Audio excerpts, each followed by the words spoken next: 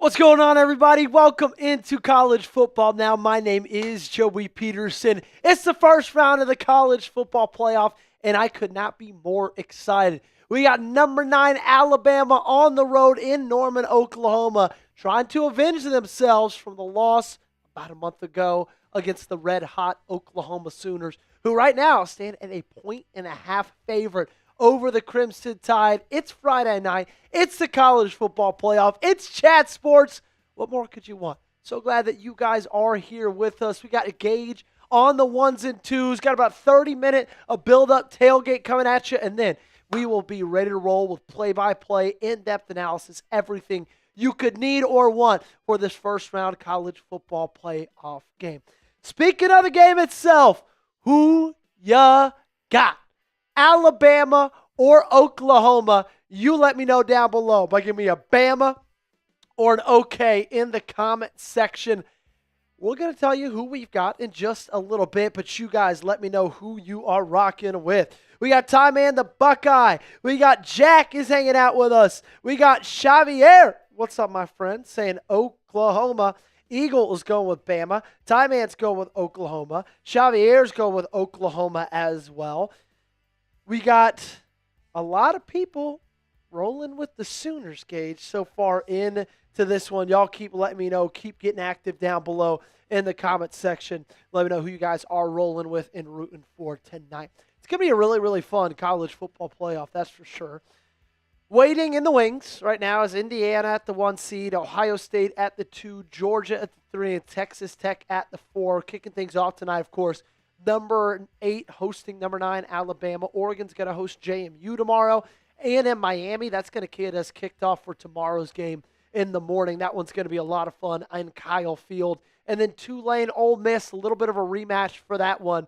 We'll see if the Lane Kiffinless Ole Miss Rebels can make some noise in the college football playoff. A lot of really good games, especially when you look forward to the next couple of rounds. There's going to be a ton of really good football to be played. And, of course, we're going to crown the champion in about the middle of January. So about a month away from now, which is kind of wild that it's that late. But, hey, it all starts here. It all starts tonight with Oklahoma versus Alabama. We got a lot more to talk about and break down, but I do have to give a quick shout-out to the awesome sponsor of our show, our awesome friends over at Prize Picks. It is the holiday season, ladies and gentlemen. That means it's the best time of the year for sports. Bowl games, basketball matchups, playoff pushes. It is all happening at once. And while you and I are out here making decisions every day, what gifts to buy, what to eat, which game to watch, there's one place where it feels good to be right. That's Prize Picks. Prize Picks now is early payouts. If your lineup gets off to a hot start, you may now have the option to cash out those winnings before the game even finishes. On Prize Picks, how you play is up to you. If you want flexibility, choose Flex Play, where you can get paid even if one of your picks misses. And if you want the biggest payouts, go for the Power Play. No matter your play, Prize Picks is a great way to put your takes to the test. Here's my Prize Picks lineup for tonight's ball game. I took the more. Ty Simpson, 1.5 rush yards. That one's going to be exciting. I took the less on Ty Simpson, 234.5 pass yards. And I took the more on Ryan Williams, 39.5 receiving yards. Download the Prize Picks app today and use code CLNS to get $50 in lineups after you play your first $5 lineup. That's code CLNS to get $50 in lineups after you play your first $5 lineup. The link to this promo is in the comments and description of today's video. Prize Picks, it's good to be right. All right, Gage, y'all let me know down below who wins the national championship. I'm going to turn it over to you because I realize I actually messed that Prize Picks lineup up. Did not have an Oklahoma player in there, which we need to have an Oklahoma player in there. So I'm going to get that made. You let me know. You don't have to, you can just put yourself at the top right. You don't have to take me off. You let me know, who do you think wins the national championship while everybody else is getting their answer down below. Yeah, it's going to be really close. I can see it going to an SEC school or a Big Ten school, one of the two. Either Ohio State or Georgia are my two picks. I feel like Indiana, they'll probably make it to the semis. But, I mean, I know a lot of people are riding with the Hoosiers this year. But I just think that Ohio State just looks a little more dominant this year. I mean, they'll probably get I think it'll be a rematch, though, in all Big Ten national championship game, though, Joey, between Indiana and Ohio State in the national title game. I think it'll feed families, to say the least. Yeah, I mean, it was a fun matchup. Like, was it the most exciting game the last time those two teams faced off? No, it wasn't. But it was all about defense. That's all about defense. And defense wins championships. I think that's what's going to come down to is whichever defense holds out strong in the end. Yeah. We got Ty Man the Buckeye. Also, Gage, I just sent you that, by the way. All right, sweet. Ty Man the Buckeye saying back-to-back champs for the Buckeyes. C. Kilborn saying anyone but OSU. We got the family hanging out with us tonight, Gage? Yeah. There we go. Welcome in. Frederick Johnson says Ohio State. Ty Man the Buckeye talking OSU. And Gage, I'll go into this a little bit later. If I had to pick my national championship winner, we've actually talked about this a good bit today. I feel like it's a hot take. I'm going to ride with Georgia. I'm surprised you would say that for being a Tennessee fan. I know. I cannot stand Georgia, but I feel like everybody's kind of just passing them by and not really talking about them. But we got to realize they're playing their best football at the perfect moment. It feels like they are peaking at the perfect time. Their defense is playing better now than it ever has for the entirety of this season. And they have Kirby Smart on their sideline. Okay, as much as Kurt Cignetti is great, Ryan Day won a national championship a year ago, I don't think there's much argument that Kirby Smart is the best head coach in college football. So, I just feel like not enough people are talking about Georgia. I really, really do. I think Georgia's going to win the whole thing. And you know what? As much as I hate to say it, give me the Bulldogs to hoist their third national championship trophy in the last 5 seasons. Well, you know what I have to say that I feel like is getting thrown under the radar is the path for Oregon to make it to the national title game in Miami Gardens, Florida. It's not that bad. I mean, you can throw the bracket up so we can kind of visualize it, show some people. Oregon does not have a bad spot at all. It reminds me a bit of Penn State's path last year. Being that 5 seed is a really, really good spot to be in. They'll play Texas Tech if they beat JMU, which most likely they will. And then they're going to have to, get to face up against Indiana, who, Indiana won that matchup last time, and it was in Austin Stadium. But still, man, it was a great game. And if anything, Oregon's much healthier right now than they were the last time they played that. And Indiana is not as healthy as they are the last time they played that football game. So that's going to be something that's really, really exciting. They do have a pretty good path. I think Georgia does too. They play the winner of Ole Miss and Tulane, and then, of course, they do have to go up against Ohio State, most likely, but still. I still think it's easier. I think that this Oregon team, compared to last year's Oregon team, is a bit better. I think Dan Lanning's more prepared on how to handle it, and Deontae Moore feels like a little better than how Dylan Gabriel handled going into last season. Deontae Moore, I'm very, very impressed with Deontae Moore. I feel like he's got a shot to really, make some waves in the college football playoff, and he's getting a lot of love for the NFL draft. If this is y'all's first time watching and hanging out with us at Chat Sports, we like to do what we call a super chat menu. Okay, it's every single tailgate we do this, and we got some awesome deals and fun stuff for you guys today. Starting off, any super chat, we'll do your school cheer, whether it's Oklahoma, whether it's Alabama, whether it's something totally different. Hell, Gage, we could even do a Quinnipiac cheer if we get a Quinnipiac grad who super chats into today's show. That will be any of them. $1, $2, $3 does not matter. Then we're doing a $5 shot counter. Gage, you could put up the weigh-in too for the shot counter if you don't mind. So what we got right here, we got a boot, a dark crimson boot, and a light crimson boot. I get it. They're both red, right?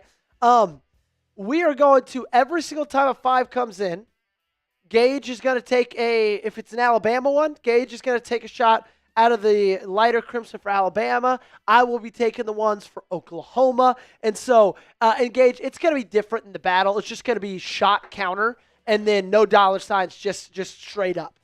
We'll do, but don't just duplicate it because we'll have the battle as well. So, first person also that's in Super Chat in today's show, I'll get this opened up. We'll start having a great time. So every 5 is one on the shot counter. $10.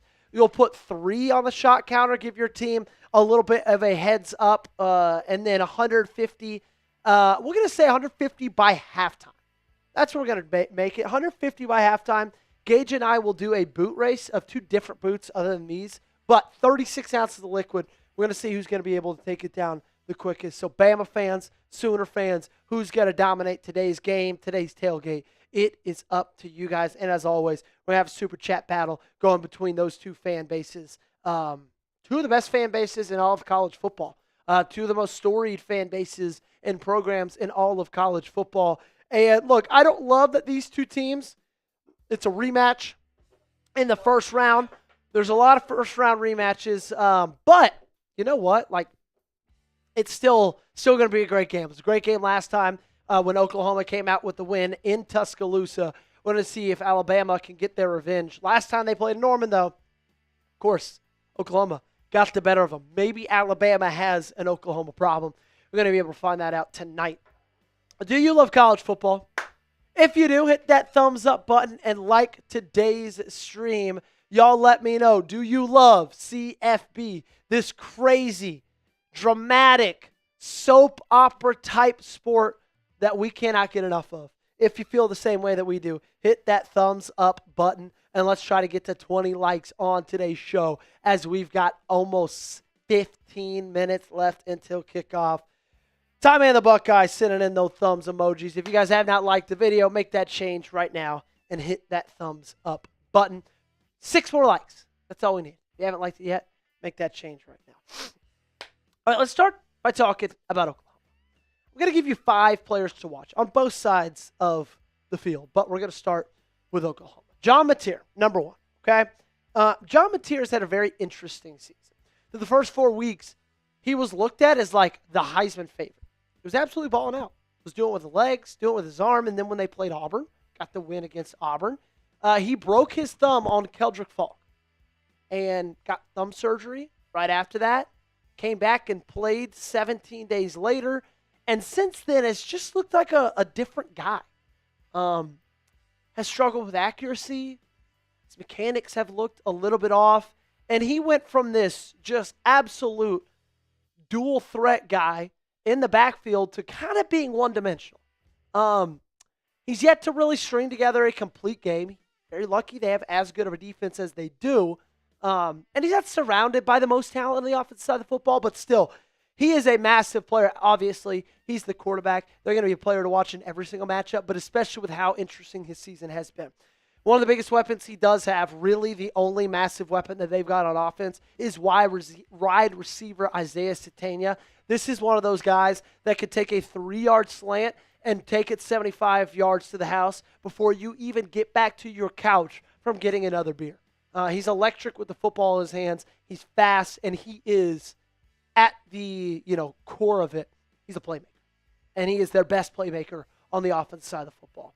Their defense is really their calling card. A big reason of that is R. Mason Thomas, their edge rusher, first team All-SEC this year, just absolutely wreaks havoc in the backfield. Had an unbelievable game against Tennessee. It's just like every single big moment, every single big play they make on defense, most likely, if you watch the film, if you rewind the tape, R. Mason Thomas is somehow a part of it.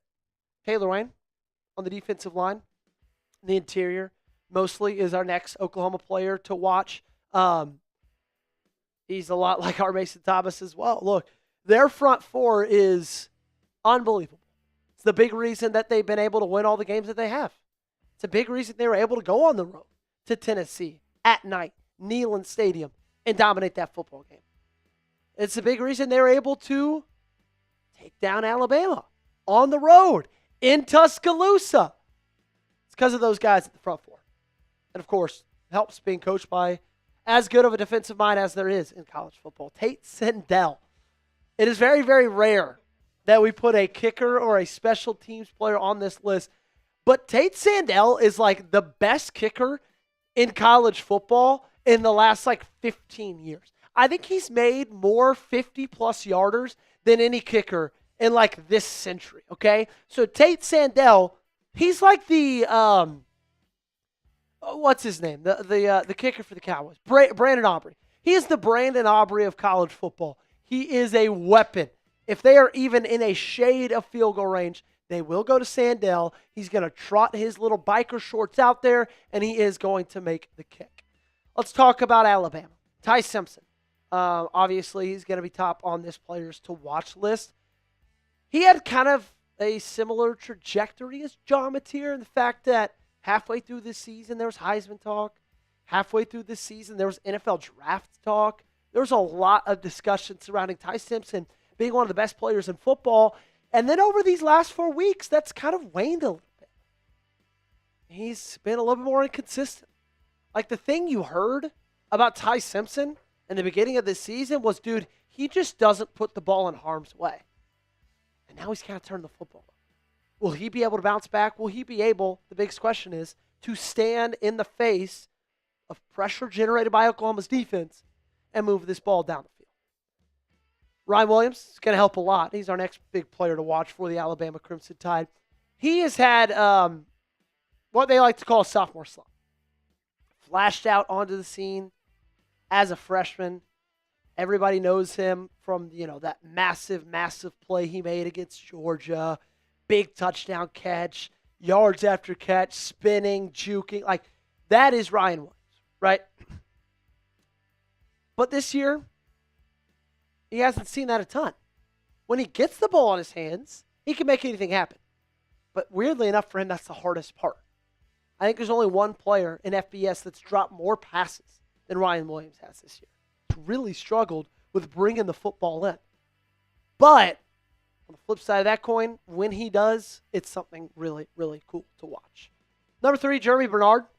Not a lot of buzz on Germie Bernard coming into this season, and he's been their best player on offense outside of the quarterback. He's been better than Ryan Williams. He's been better than anything they've had at that running back position. Germie Bernard has been a stud, and he's a masterclass to watch with a football in his hands. Let's talk defense. Deontae Lawson, their starting linebacker. I believe he was second team All-SEC this year. Really good player, really physical. He's a short tackler. He is just one of those guys that, he's all over the football field. Feels like every single play, they're calling his name, they're shouting him out because he's doing something that impacts, right? Bray Hubbard, starting safety for the Alabama Crimson Tide. This guy is just a really good football player. He's got a nose for the football. He has great ball skills, but he also is a short tackler as well. He's a perfect blend of safety. Can make a play on the ball anytime you need him to, but also does not let much get over the top on him and is a great tackler when it comes to that point where he has to make a tackle. What is your score prediction of Bama, Oklahoma? Let me know down below in the comment section. Gage, I want to hear your score prediction. That means I want to hear you give me a winner for tonight's game. Yeah, so I am going to go with Boomer Sooner in this game. I think that it's going to come down to be a more defensive game. It's going to come to who makes a play late. And I see Oklahoma come away with a 24-21 win, making a big stop defensively to end the game. And it's because of Brent Venables. I mean, he's really turned this program around. I feel like he'll find a way to make the stop and get Oklahoma their first college football playoff win tonight. There we go. First win in the CFP. Will not be their first win with a big win. They've had plenty of those in their history, but it would be their first win in the college football playoff. They've been before, but they've gotten absolutely smoked. They got smoked by LSU in 2019. They got smoked by Georgia in 2018, or they lost in double overtime. To Georgia, though, was it? Okay, in the Rose Bowl. That was it. So, yeah, that's no. That was 2016. Who'd they lose to in 2018 in the college football playoff? It was Kyler Murray's year, and they got beat pretty bad. Oklahoma, CFP 2018. Alabama. They got beat by Alabama in 2018. Then 2017, yes, was when they lost to Georgia in double overtime in the Rose Bowl. Baker Mayfield. That one was a good one. I'm going to go opposite of you, Gage. I'm going to go 24-17 Bama. So I think we think it's around the same score, similar. I think you had 24-21. Yeah, I have 24-17 Alabama. I just kind of think people are everybody's just very quick to cast away Alabama in this one. And I get it. They're not playing their best football. Their last 3 games that we've seen them, they haven't looked that great. But still, at the end of the day, Alabama, they've got the talent. I still believe in Kalen DeBoer as a really good head coach. If Ty Simpson just doesn't turn the football over, they're going to win this football game. They dominated Oklahoma in pretty much every single statistic.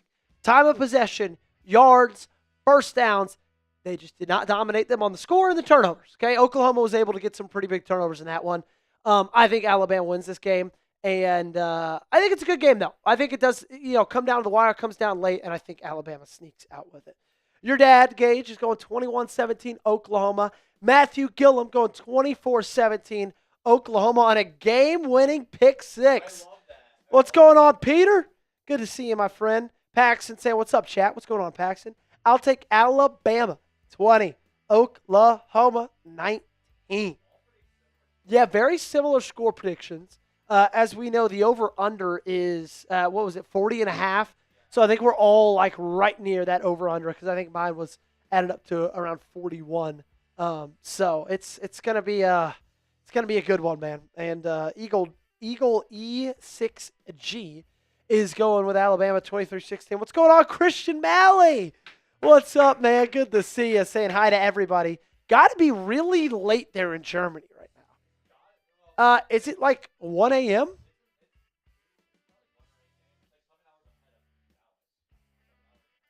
2 a.m. But, of course, Christian Malley, he's a real one. Here's our stat comparison for the two quarterbacks. 64% completion percentage to 62 for John Mateer. Ty Simpson, 3,200 pass yards to Mateer's 2,500. 26 touchdowns to his 12.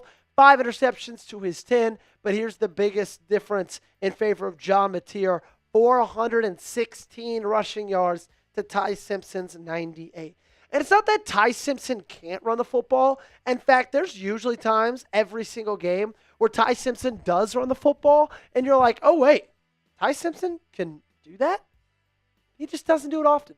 That's the thing about him, is you just don't see him really pull that out of his bag every now and then. Let's show him the bracket, Gage, and then let's get into our first-round picks, okay? Let's get into the first-round picks. As you know, we got Alabama, Oklahoma coming up very, very soon. JMU, Oregon is happening tomorrow in Autzen Stadium. Kyle Field will host the Miami Hurricanes. That one kicking off in the morning. Ole Miss, 6 versus 11. Tulane traveling to Oxford, Mississippi. And that one is going to happen tomorrow afternoon. My round one picks. Here is who I've got winning. Alabama, I have 24-23 there. So, I guess I do have a close game. 24-23 Alabama. I scripted this yesterday. I guess the score prediction just came from the heart today. I have A&M winning 30-17. I think that one is, you got to ask yourself the question, hey, do we trust Mario Cristobal? And do we trust Carson Beck to come up on the road in a really big moment? That answer to me is no. Okay? So, I have Texas A&M winning. And I have Ole Miss winning 42-14. And I've got Oregon winning by quite a wide margin, 51-17 in Autzen Stadium. Gage is shaking his head as if he doesn't have Oregon also winning by 25 points. Okay, I have it by 25 points. However, I just, you got to give some love to the little guys. I'm not giving love to the little guys. You got to give love to the little guys. You got to give love to the little guys, all right? Nope. So I have Oklahoma winning, like I said, by 3. Then I have Miami winning. I think there's one player that you're forgetting about. No, you can say Mario Cristobal can't win games. No, you can say the same thing with Carson Beck. Malachi Tony. I think he is going to be the difference maker for Miami tomorrow. And they haven't seen, I don't think Mike Elko has seen a player like Malachi Tony. I'll take your Malachi Tony, and I'll raise you Texas A&M's wide receiver duo. That is, if not, like they're just two Malachi Tony. Can they sling the rock? Yes, I believe so. Oh, they proven it? Yes, I think they've proven it just as much as Miami has. Okay, I'm just saying that I feel. No, you are just saying. Okay, all right. I'll just say this: that I feel like Miami's getting a little bit on too much crap. That's fair. Because they played a weaker schedule. give you that. But think about who they. So is A&M though. They both beat Notre Dame. That's kind of what helped them out. I just think I think KC Concepcion and Mario Craver are just as good as Malachi Tony. But I get what you're saying. I feel like if Carson Beck didn't have Malachi Tony, the game will be different. Like I would agree with you, Texas A&M will probably win. However, Malachi Tony thinks the difference maker help the Canes come away with the win. You got Ole Miss and Oregon winning. Yep, I have Ole Miss, and it would be a little bit closer. You think it's going to be 12 points? I think without having Lane Kiffin's going to make a bit of a difference, and Tulane they still have John Summerall, so I feel like there's something going to be happening with that. Okay, in my eyes. And then you got Oregon winning 45-20. Yeah, I mean Autzen Stadium, that's like an underrated place to play at. I mean, it's very difficult to play and win a game in Autzen Stadium. I mean, you ask Indiana, they pulled it off somehow out of a magician out of its hat. Like, they pulled that victory out. So it's very difficult to do that, especially when they're hosting their first playoff game. I think it's going to be a rowdy environment for JMU to go into. But they've proven it before in FCS playoffs. They've done it in the Fargo Dome to make it to win the national title in 2016. But we differ in the only two games that actually matter in this first round. Yeah. So you just said yes. You agreed that those are the only two games that actually matter. Hey! I'm just saying. I'm rooting for an upset though. In those 12-11 teams that pull the upset though. I will say that I'm excited if they pull that off. I will be absolutely ecstatic, and you'll be hearing it from me if that happens, Joey. Oh, I will. We'll be together. So yeah. No need to text me when you can gloat it to my face tomorrow. But the good thing is it's not gonna happen. We got Bama, Oklahoma kicking off in 3 minutes. Who ya got? Let me know down below. Are you rocking with Bama? Are you rocking with OU? Let me know your allegiance down below in the comment section. Again, change that from OK to OU, if you don't mind, on the way into who you got. There we go. Ty Man the Buckeye saying, here they come. Bama or OU? Let me know down below in that comment section who you rocking with. Matthew saying Oklahoma, F Alabama. Alejandro saying Oklahoma, 78, Bama, -3. That's the thing. I think Bama's going to win. I don't want them to. I hate Alabama. He hasn't? Taking Washington to the national championship didn't prove anything? No, but he's only been there for not even 2 full years yet. Yep, that's fair. They did. That was ugly. But also, I don't know. You got to give somebody. I don't know. Caesar asking, will you show the Jake Paul fight? No, I will not. I didn't even know Jake Paul was fighting tonight. And I'm going to guess, Gage, you might not even know who Jake Paul is. Ding, ding, ding, ding, ding. Oh, my gosh. That is so funny. I know you too well. That is hilarious. Ty Man the Buckeye going to Oklahoma. Paxton going to Alabama. Tuck the Puppy going OU. Moonborn Slippy saying OU 16-13. Thomas going to Oklahoma. Moonborn Slippy saying hashtag Boomer Sooner. Just a reminder, any super chat you send in on today's show, we will give your school a cheer. It also could count to the shot counter between these two universities. And additionally, for the first super chat we get on today's show, we'll get this thing rocking and rolling. Still waiting to open it. It's getting a little bit warm, but that's okay. First super chat we get, we'll open it up and we'll start having a good time. Oh, man, this is going to be a fun one. Holly Rowe getting that report in 16 seconds to kick off. You know, I saw a game in Norman, what was it, last year? Yes, one of our coworkers is at the game right now. I saw the game Tennessee, Oklahoma in Norman last year. It was a lot of fun. It's a good time. It was a great spot. One thing I really like that they do that I thought was cool is the you.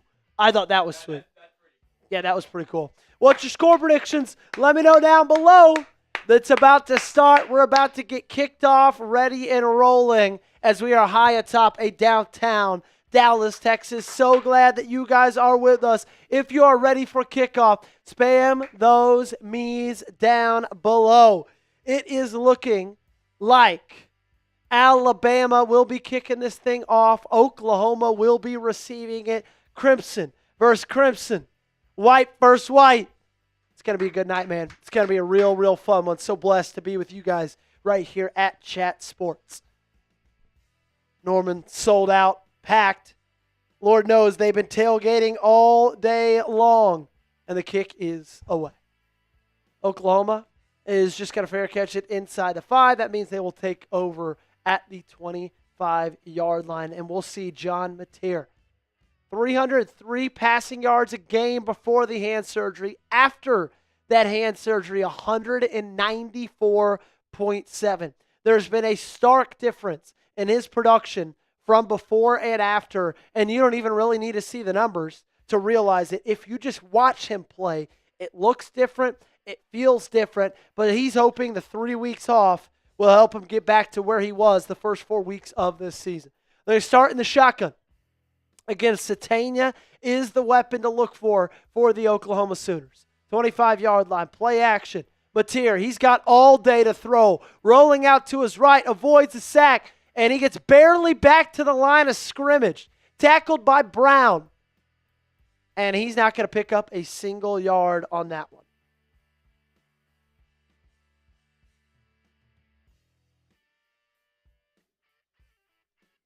Ben Arbuckle in his first year at Oklahoma.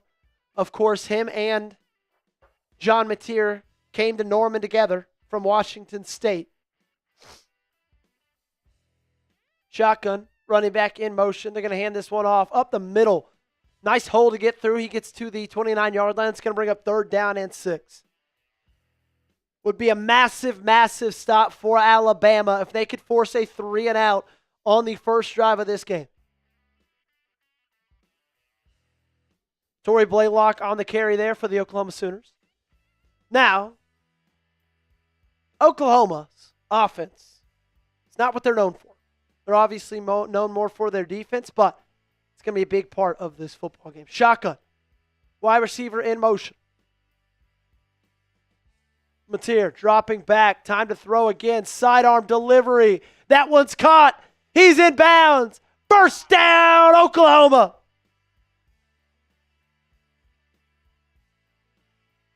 Gage, we don't got to put that until there's more numbers on there.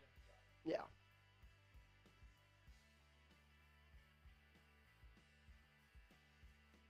Great throw there. A little sidearm action from one John Mateer.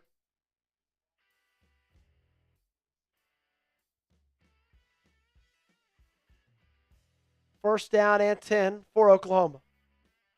Good on them to avoid that 3-and-out. Handoff, Blaylock again, another hole down to the 50-yard line. Gage, we've got a live sub for 100K. Yep, got that? There we go. Second down for OU. Shotgun. 2 receivers each side. Stack, Mateer. Play action on the screen. Now he's going to step up in the pocket. Looks like they got a QB spy on him. He gets about half the distance he needs. That's going to bring up 3rd down and 2. Deontae Lawson, the linebacker we talked about in the buildup, was the one who was spying John Mateer there. Looks like the ball came out. Oh! That ball was out before he got down. Who ended up recovering it? Looks like Mateer got it. Bama punched it out. Oklahoma recovered. Trips left. Empty. Now trips right. Mateer in the gun. It's going to be a QB power. He's patiently running. He's got the first down. Down inside the 45-yard line. Oklahoma continuing to move those chains. 2 great 3rd down conversions and 3rd down play calls from their first-year offensive coordinator, Ben Arbuckle.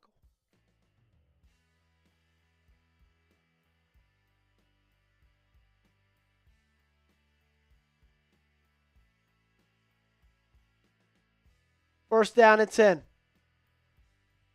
Mateer in the gun. Trips left. Tight end from the 44. Play action. Mateer rolling out to his right. Fires. Flood concept incomplete. Brooks was the intended receiver. That's going to bring up 2nd down and 10. So they roll it out to the right. Flood out to the right.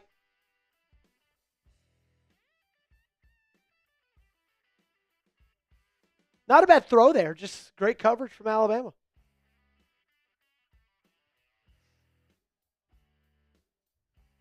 Oklahoma pretty much just operates strictly in shotgun.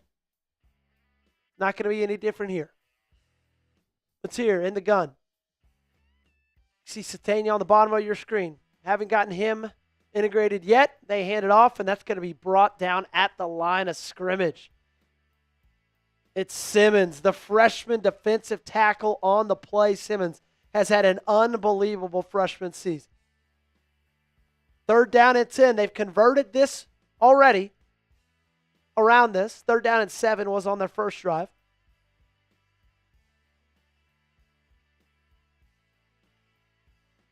"17 seconds left on this play clock. They've ran 5 minutes off of the game clock in this opening drive. Shotgun. Mateer. Bama brings 4. He's got to check it down. Blaylock slips. Incomplete. 4th down and 10. They're in a little bit of a no man's land around the 44-yard line. They're going to go out to punt that football away. Was looking for the running back that was running. Was going to cross face to the middle of the field, but he slipped. I don't think they would have gotten the first down, but they sure as hell would have picked up 6 or, not going to say 7, 6 or 8 yards on that one. The punt is away. Fair caught and caught down at the 11-yard line. So Alabama is now going to take over after the defense comes up with a big stop on that one. Christian Malley saying nice catch. Some things good for Oklahoma on that first drive of the game. They're moving the ball. Converted 2 of 3 3rd down attempts. Not a bad start for John Mateer, Ben Arbuckle.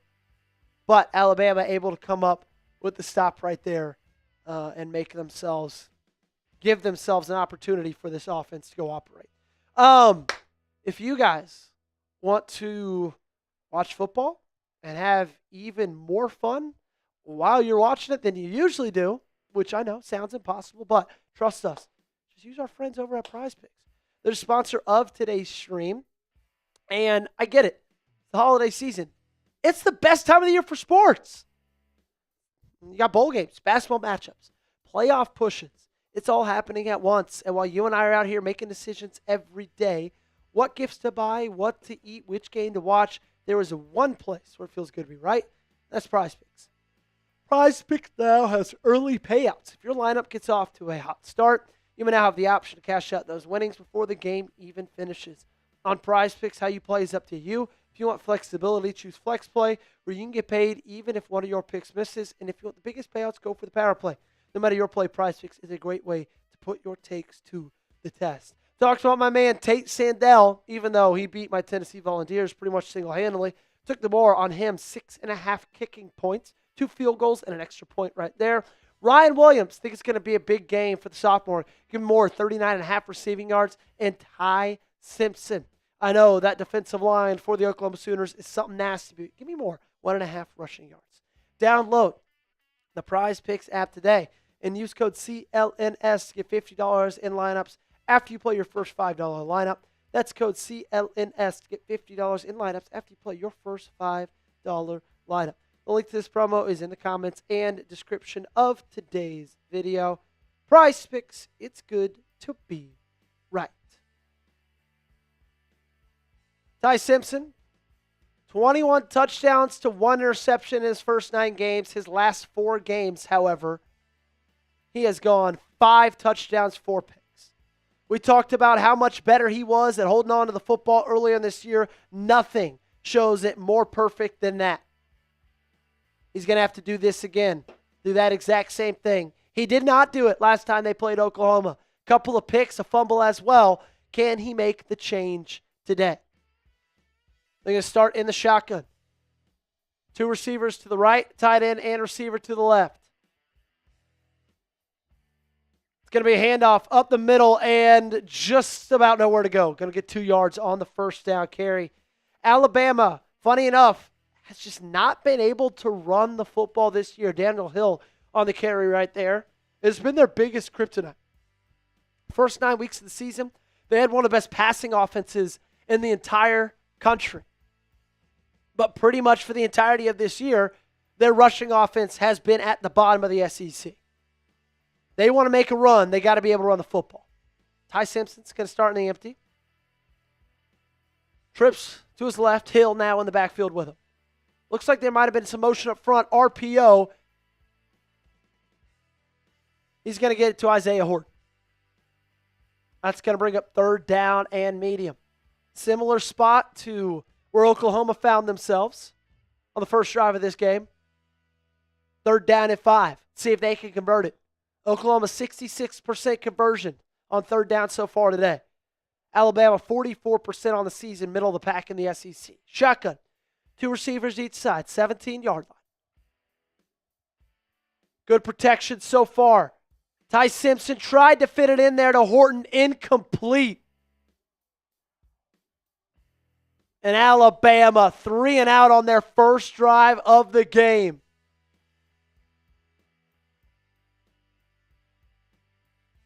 Looks like that was Cortland Guillory in coverage, making a great play on that football.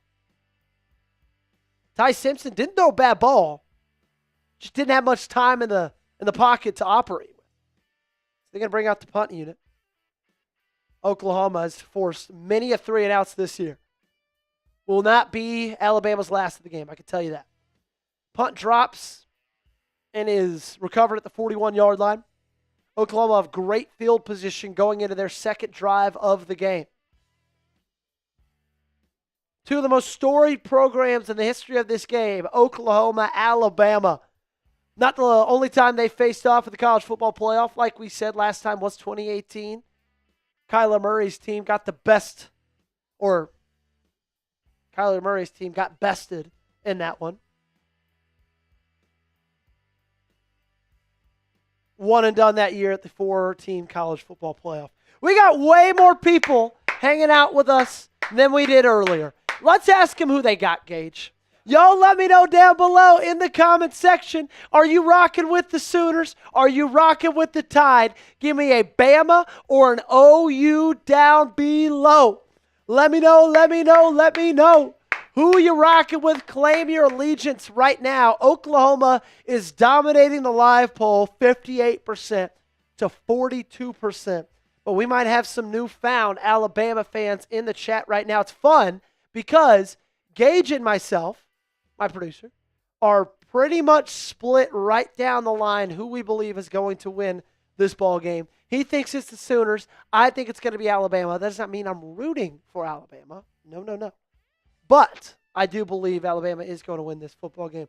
TJ Fortnite, say what's up, everybody. What's going on? Jam says Bama. Jonesy says OU. Gold Dylan says OU. TJK Fortnite says OU. Time and the Buckeye says OU.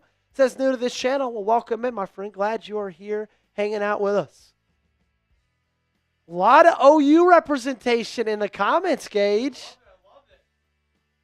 A lot of OU.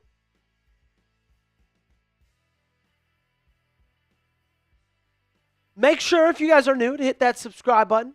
Join us for anything you can want here at Chat Sports, NFL, college football, NBA. We're going to have you covered. We're going to have live streams for every single college football playoff game right here. So make sure to hang out with us. Subscribe to the channel. Hit that big red sub button. Storm Payne rocking with Bama. One of the only ones so far. You and Jam rocking with the Crimson Tide. So, Oklahoma's first drive of the game, 3 first downs, about 5 minutes off the clock, 0 points.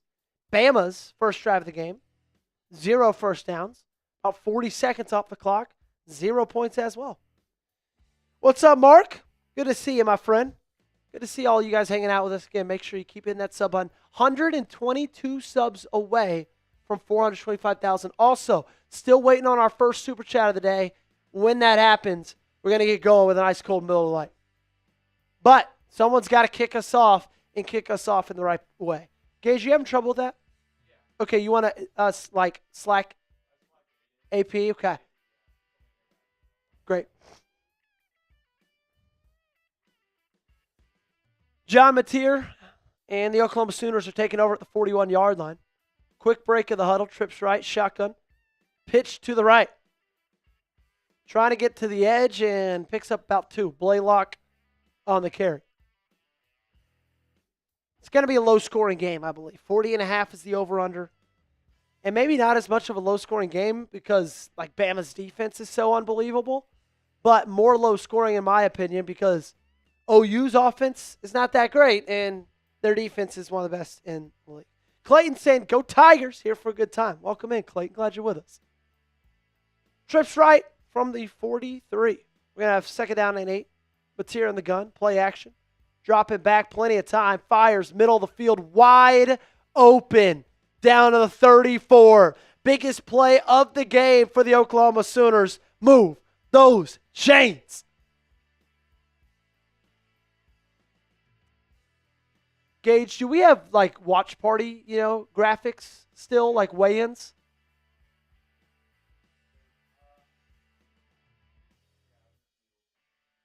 Like first downs, type those ones and stuff like that? Yeah. Shotgun, trips left.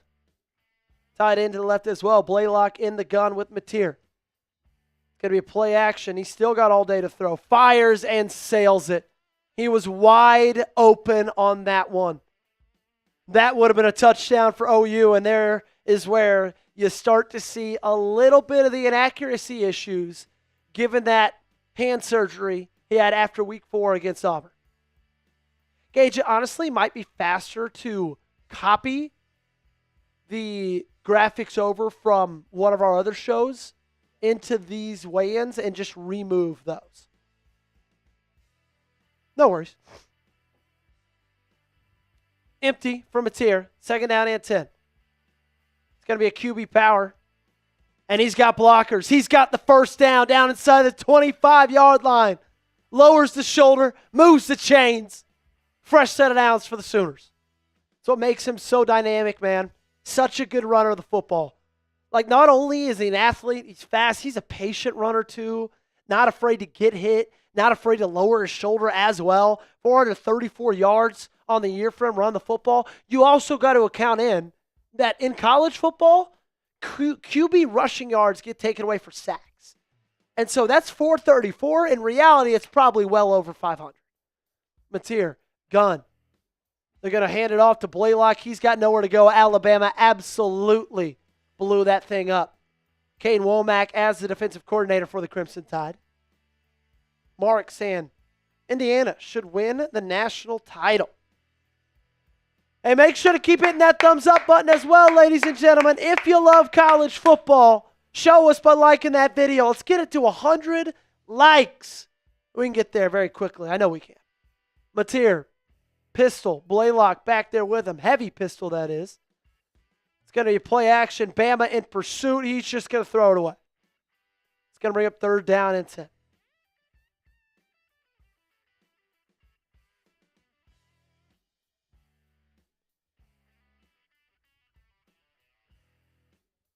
TJK says, let's go OU plus 9.5. Where'd you find that line, TJK? Where are you getting that line?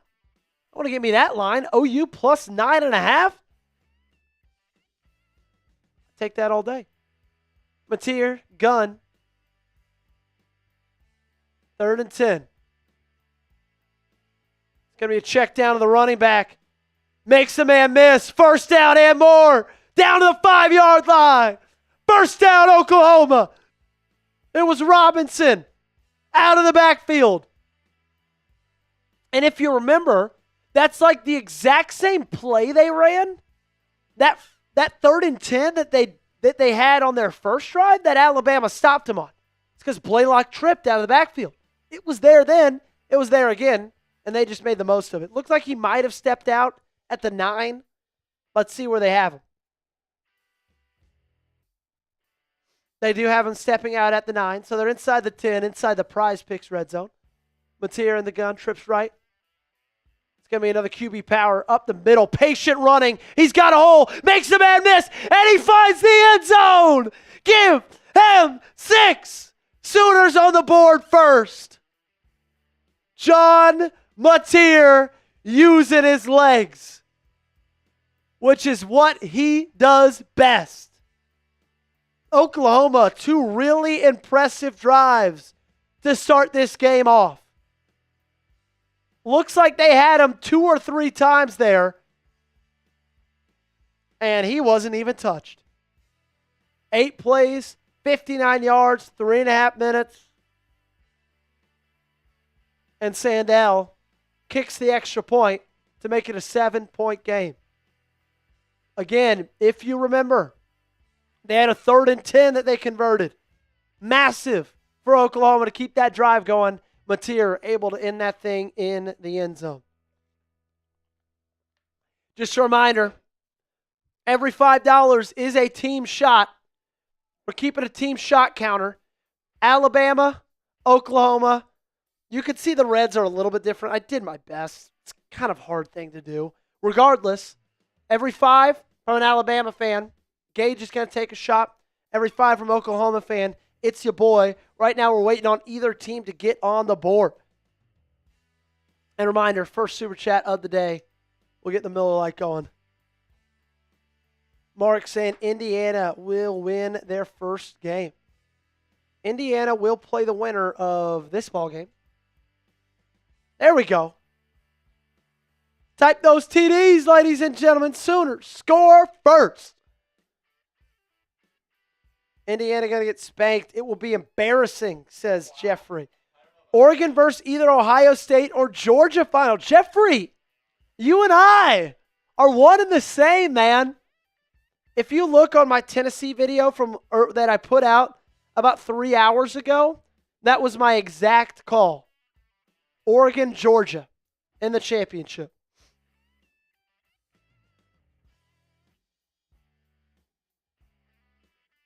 Allie saying Aggies win the Natty. Okay, Allie. All right. Great. Do we have them all imported, though, Wayans? Perfect. Thanks, brother. You know, I do feel like people a little bit are just writing the Aggies off because of how they played that final game against Texas, where they didn't look great. I'll grant them that. Hard to play in Texas, hard to win in Texas. Rivalry game, those are always weird. But I do believe they've got a really good team. The funny thing about Texas is it just solely depends on Marcel Reed. Like, it's hilarious. Yeah, like it's just so funny because like quarterback is their biggest question mark. And it's a serious question mark because you just never know what you're going to get with Marcel Reed. There's times where he looks like he could be a Heisman winner, and there's times where he looks like he can't really even complete a forward pass. And it's very rare that you get a team all the way to the college football playoff and you could say their biggest weakness is their inconsistencies at quarterback. Storm saying Tulane will beat Ole Miss. I see an upset. Do we have the weigh-in that I had you build on the 2G5 teams? Yeah, I slacked that to Coop after I scripted it, and I said, I can't wait to make Gage build this. I was excited for that. Yeah, I got a question. Will either G5 team lose by single digits? I say no. Gage, you say no as well. I do. However, yes. I would not be surprised if Tulane loses by less than 10 points. I would. I would big time. Alabama will return the kickoff, and they are rocked at the 15-yard line. OU looks like they are flying all over the field. 1st and 10 for Alabama. Right now, Oklahoma winning the yardage battle 90-5. R. Mason Thomas, first team All-SEC, top 10 edge rusher for the 2026 NFL Draft per Mel Kiper.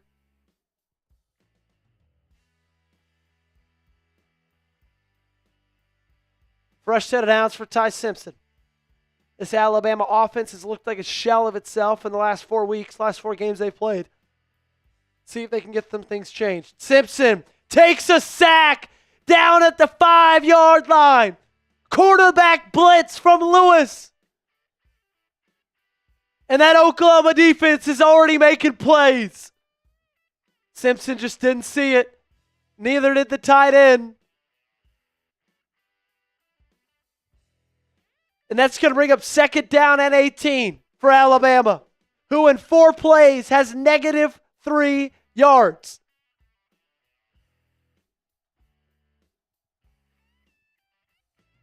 Ty Simpson looking like a deer in headlights right now. Shotgun, snap, quick pass down to the tight end. And he's going to get back to the 14-yard line. It's at least going to make it manageable. Third down and 11 about.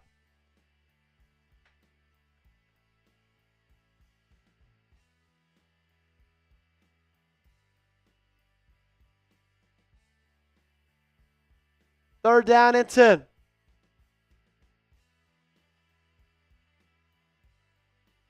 Alabama 0 for 1 so far on third down conversions. Simpson, empty, trips left from the 14. OU showing blitz. Simpson making adjustments. 2, 1. That's going to be, he gets the timeout off. Almost a delay of game. This Bama offense looks lost, ladies and gentlemen. And what a start if you are an Oklahoma Sooner. I forgot how many commercial breaks are in college football games. Dude, it's unbelievable. Because, like, we get used to in the NFL, like, there's a lot of commercial breaks, but in college football, it's not even close. Matthew, going with OU. TJ says, yeah, they lost, no Nick Saban. The refs are working with Ohio State to win the game. Mark also says Ohio State sucks. Don't necessarily disagree. Ohio State ripped my heart out of my chest last year. That's okay. I'm over it. I'm over it, Gage. I am over it. Hey, we got an awesome Super Chat menu for you guys. This is y'all's first time hanging out with us. Every single $5 Super Chat we get goes to the shot counter for Alabama, Oklahoma. Right now it's tied. Alabama or Oklahoma fans can't take an early lead. We got our Alabama shot glass right there. We got the Oklahoma one as well. Every $5 is a shot counter. I'll be taking them for Oklahoma. Gage will be for Alabama. Any Super Chat will do your score cheer. $10, and let's make that halftime, Gage. $10 is 3 on the shot counter, a little bit more bang for your buck. $150 in tailgate, or by halftime will be a boot race. And first Super Chat we get, because we have yet to get one today, I'll open that bad boy up. We'll start having some fun here. Start having some fun.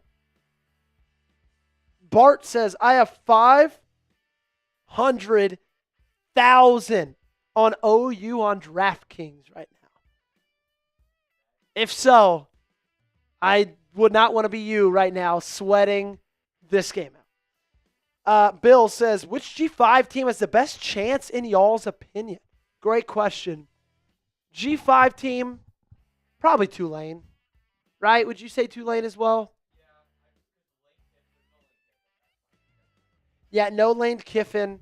They still have their play caller, but they don't have their head coach. I would go Tulane. I just think Tulane's better than JMU. Bang! Lord Buddy Bear. Cheers to you, my friend. What up, Joey P? You guys going live for all college football playoff games? I think Mendoza would look good in silver and black. Sooners 31-7. Gage wants Mendoza in the green and white. We are not, but Chat Sports is. Gage and I are not, though. This is the only one in the first round we're going live for. But we'll get you covered all day tomorrow. And he says 31-7 for the Sooners. Electric stuff. I also do think that he would look good in the silver and black. We'll get you with a Boomer Sooner soon. 3rd and 10. Shotgun for Simpson. Big play right here for Alabama. Keep this drive going. First down. Could it be coming for them? Great protection. Simpson now rolling out to his left. Fires downfield, and it's incomplete. Out of bounds. Simpson had to roll out to avoid a sack. Could not complete it. And that's going to be yet another 3 and out for this Oklahoma defense. Okay, we're going to add one in for the Sooner shot counter. So the first one of the day goes to Oklahoma. A little bit lighter of a red, but thank you, Lord Budbear. Woo! Oklahoma up to an early lead, almost blocked a punt. And that one's caught at the 46-yard line already in Alabama territory. Oklahoma 46 yards away from turning this to a 14-point game. Look at this punt block almost. How do you miss that? That should have been a touchdown. That should have been a touchdown for Allen. Dude.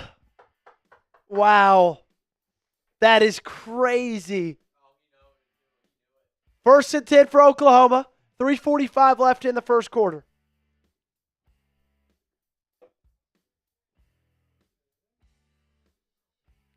Oh, we got to give Boomer Sooner for the $5 for Leonard Butterbear. Boomer! Sooner! Boomer! Sooner! Trips left, shotgun, Mateer. Dropping back. He's got all day to throw. Delivers it down. Crossing route. Good for about 6 on the first down. That's the difference so far, what I've seen in these two offenses. Mateer has all day to stand back there, do this, and deliver a throw. Ty Simpson has about 1.8 seconds, and that is it.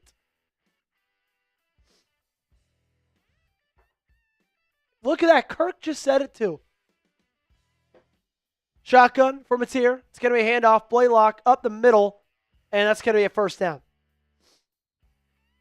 Bill Miller saying, I hope Bama proves to everybody that they didn't belong. So far, it's looking that they did it. Hey, also make sure to subscribe to the channel. 9 subscribers away from 424,900. Let's get it. 101 yards for OU, 5 for Alabama. Empty. Mateer. Now Blaylock in motion. Handoff. Jet sweep. Diving.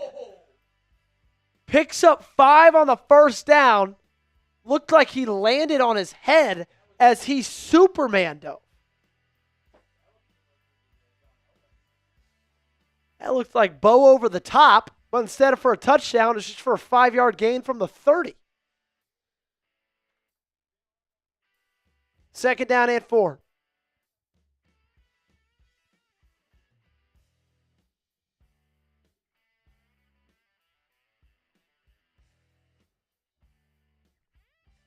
From the 30, pitch, Blaylock again. Defense a little bit better on that one, but Blaylock still getting around 3 on the play. Oh, and we got people taking each other to the ground on the sideline. Flag is thrown.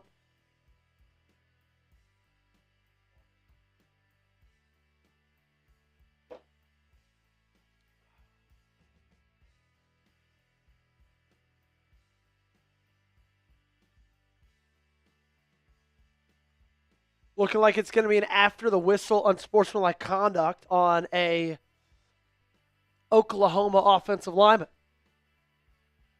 Brent Venables is hot about it.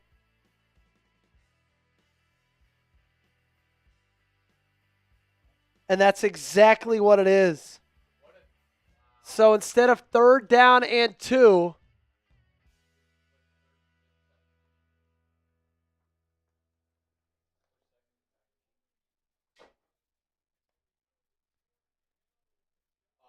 yep.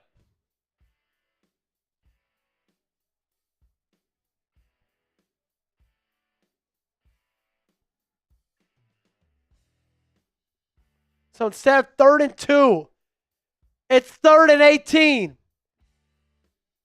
Can there be some Sooner magic? Mateer, shotgun. 2 receivers each side. Quick screen pass. It's Sategna. If you need it, this is the guy to give it to you. Gets to the 32-yard line. Great pickup of 10 there. With Tate Sandell, that puts him in a field goal range, man. It really does. Takes it just a tick under 50 yards for the field goal. But it looks like, yeah, they are going to attempt the field goal. 15 for 16 from 40-plus yards. OU single-season record, this one for 51. The lefty in the biker shorts. Left hash, up, end over end, and it's through. OU makes it a two-point game, two-score game with 45 seconds left in the first quarter. Tate Sandell, man. Hey, good thing we took him on the more on 6.5 kicking points on Prize Picks. He already got 4. Just the first quarter. Still got a lot of game left. But if you're an OU fan, you have got to love this start, man.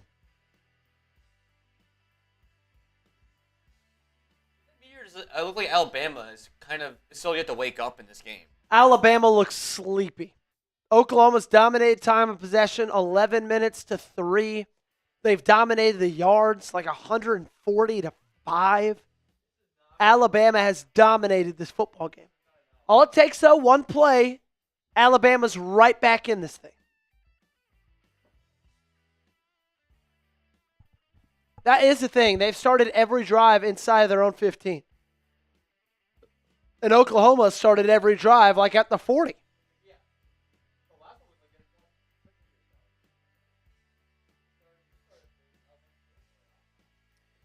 Armani Brown says, remember the beginning of the season, Alabama fans were talking about how stacked their wide receiver room was? Like, let's be completely honest. Yeah, I mean, Ryan Williams has been one of the bigger disappointments in college football of the entire season.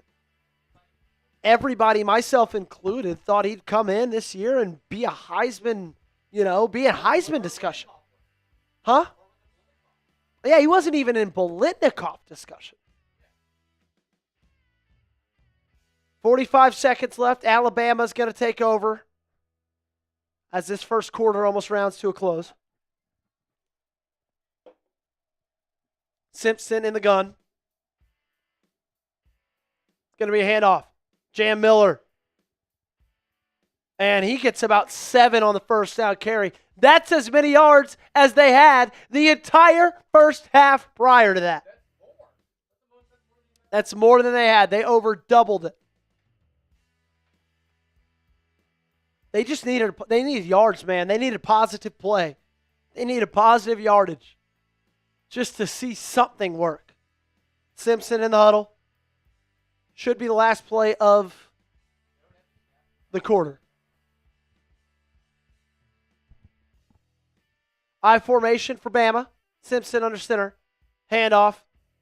Miller again, but he's hit right at the line of scrimmage. It's Guillory.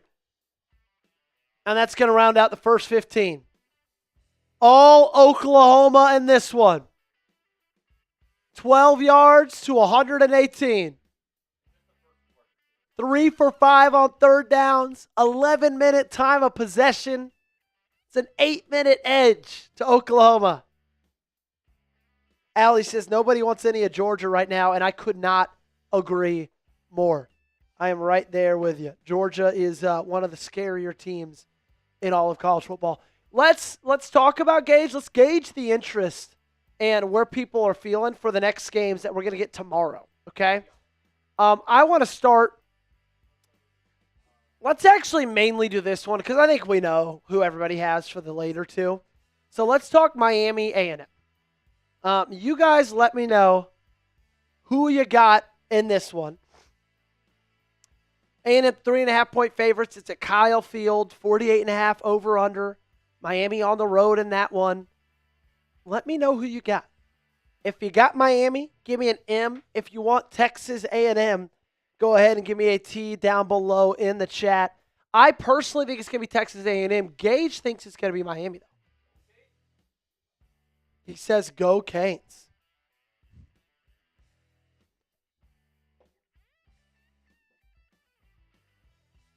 I just don't know how much trust I have in Carson Beck and Mario Cristobal. Like I said, I feel like the big difference maker is Malachi Toney. That's it. Yeah. If he was not on that team, then I would be saying A&M all the way. Christian saying A&M. Allie says, my son will be at the Aggies game. He's a senior. So I got to go with the Aggies. There we go. I got a lot of Aggie friends. One of my best friends in the world named Kyle after Kyle Field. I grew up in Dallas-Fort Worth, Texas. So Aggie country there. A lot of Aggies in Dallas-Fort Worth. Miami 24-21 says Sir Dot. TJ going with A&M. Armani saying, like, honestly, Alabama is going to have to show me something I haven't seen offensively from them since Nick Saban for these next 3 quarters. L.A. Kendrick Brown saying 34-28. Blair Stewart saying, we are, Gage. We are Penn State. L.A. Kendrick Brown says, where's Sam Brown? He's at the game. He's probably electric right now. I gotta say, he is at the game. I can imagine he would not be sober enough to be on camera right now. But he is in Norman, Oklahoma. I guarantee he's probably very happy with how the game has started so far. Bill Miller said 34 Miami, A&M 14. Bill has it being a blowout. Evan Grassi said quack. He's going with the Duckies. Matthew saying A&M 27-20. I think A&M wins. I think they win by 10. I think they win by 10.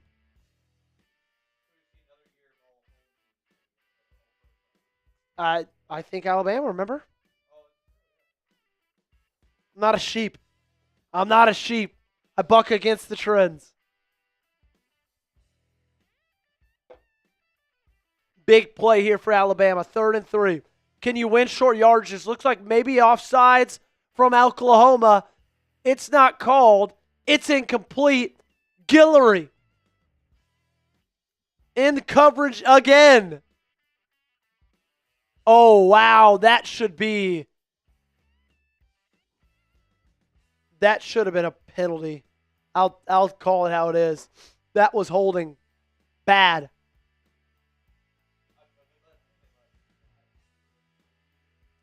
So Oklahoma comes up with a big stop. And they've got a chance to punch it in the end zone and go up 3 scores. This punt's away. Bad punt. That's going to go out around the 40-yard line. Going to mark it at 37. Oklahoma takes back over again in great field position.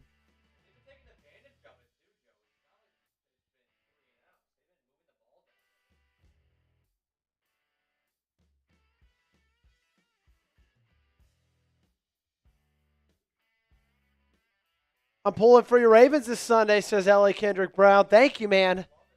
We need it. Need everything we can get there.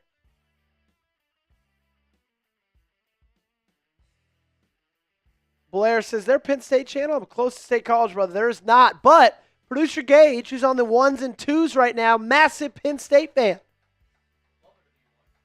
Empty. Mateer, across the middle. Great coverage by Alabama. Incomplete.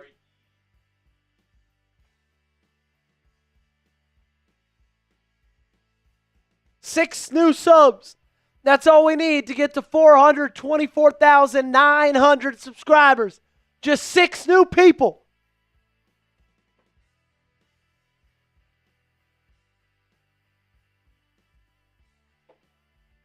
Shotgun. Mateer.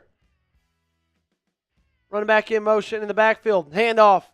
Nowhere to go. Maybe gets 2 there. That's going to bring up 3rd down and long. Yeah, Oklahoma's been great on 3rd down. 60% conversion rate this year. Bang, we got there. Let's go. Now we just need 98 more to get to 425K.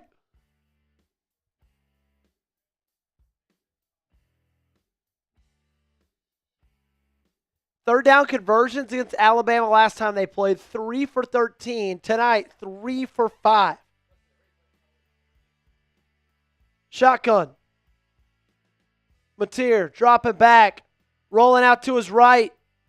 In pursuit, delivers, caught, but looks like they're going to say it was. Oh my God. They say catch, not out of bounds. Let's see. 1 foot in bounds. Wow. Holy shit. It looks like that was a catch. Let's see it from this angle. What an unbelievable throw by Mateer and catch by Deon Burks. They are reviewing it.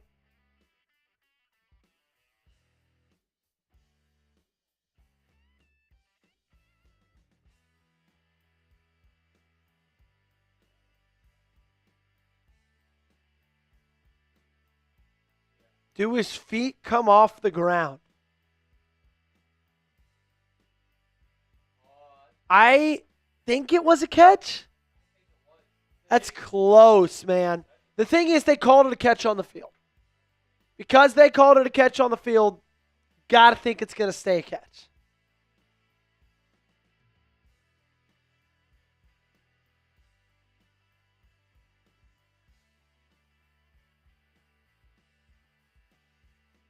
Ruling of catch is upheld. That's going to stand. First down. Sooners. Another third down conversion. Bang! Adam Huckleby.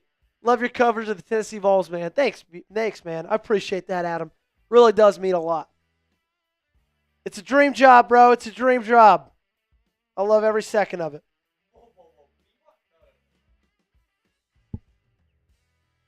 First and 10. Shotgun. Oklahoma. Big third down conversion right there. Fake pitch. Mateer going through progressions. Middle of the field. Caught. It's Burks again. Back-to-back catches for Deon.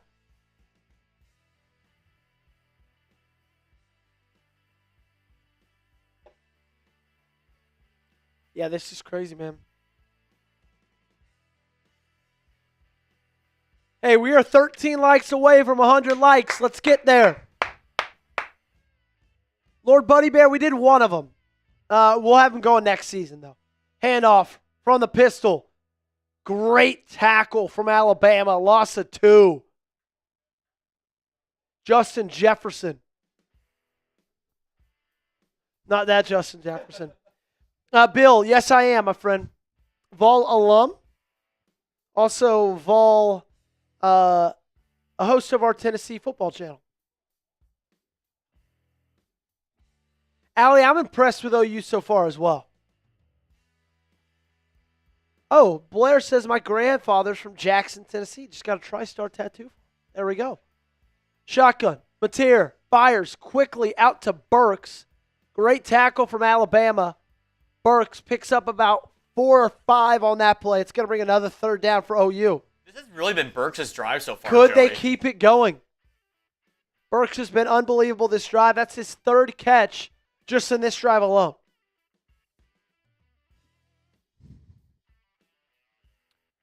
Four for 6 on third down, 66% completion percentage.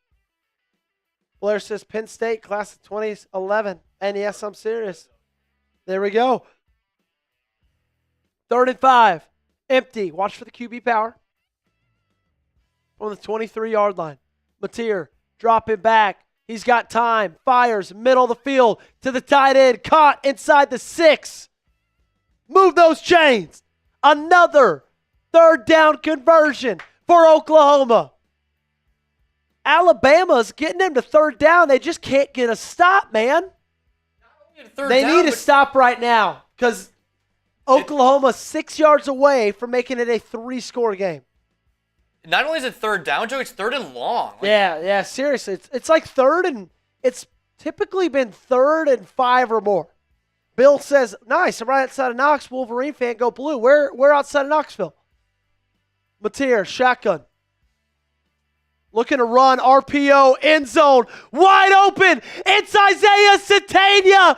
Give him 6. And OU takes a 3-score lead. with 10 minutes left in the first half, and Norman is going wild. Oh my goodness.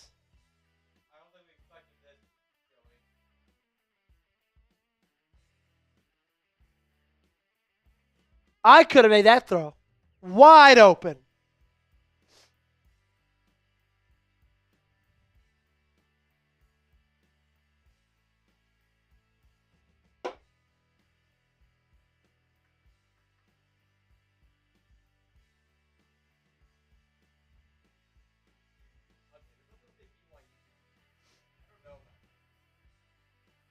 Winner gets Indiana, not Ohio State. Yes, winner does get Indiana. Which, like, that kind of sucks for Indiana. Like, getting to play that, only playing the 8 or, like, these are two good teams. Well, maybe not Alabama, I guess. Yeah, Oregon have to play Ohio State.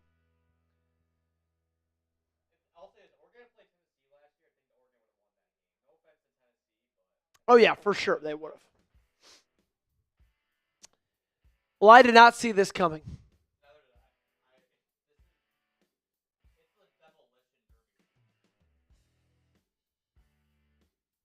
I don't roll Tide. I just pour it in the washing machine, says Lord Buddy Bear.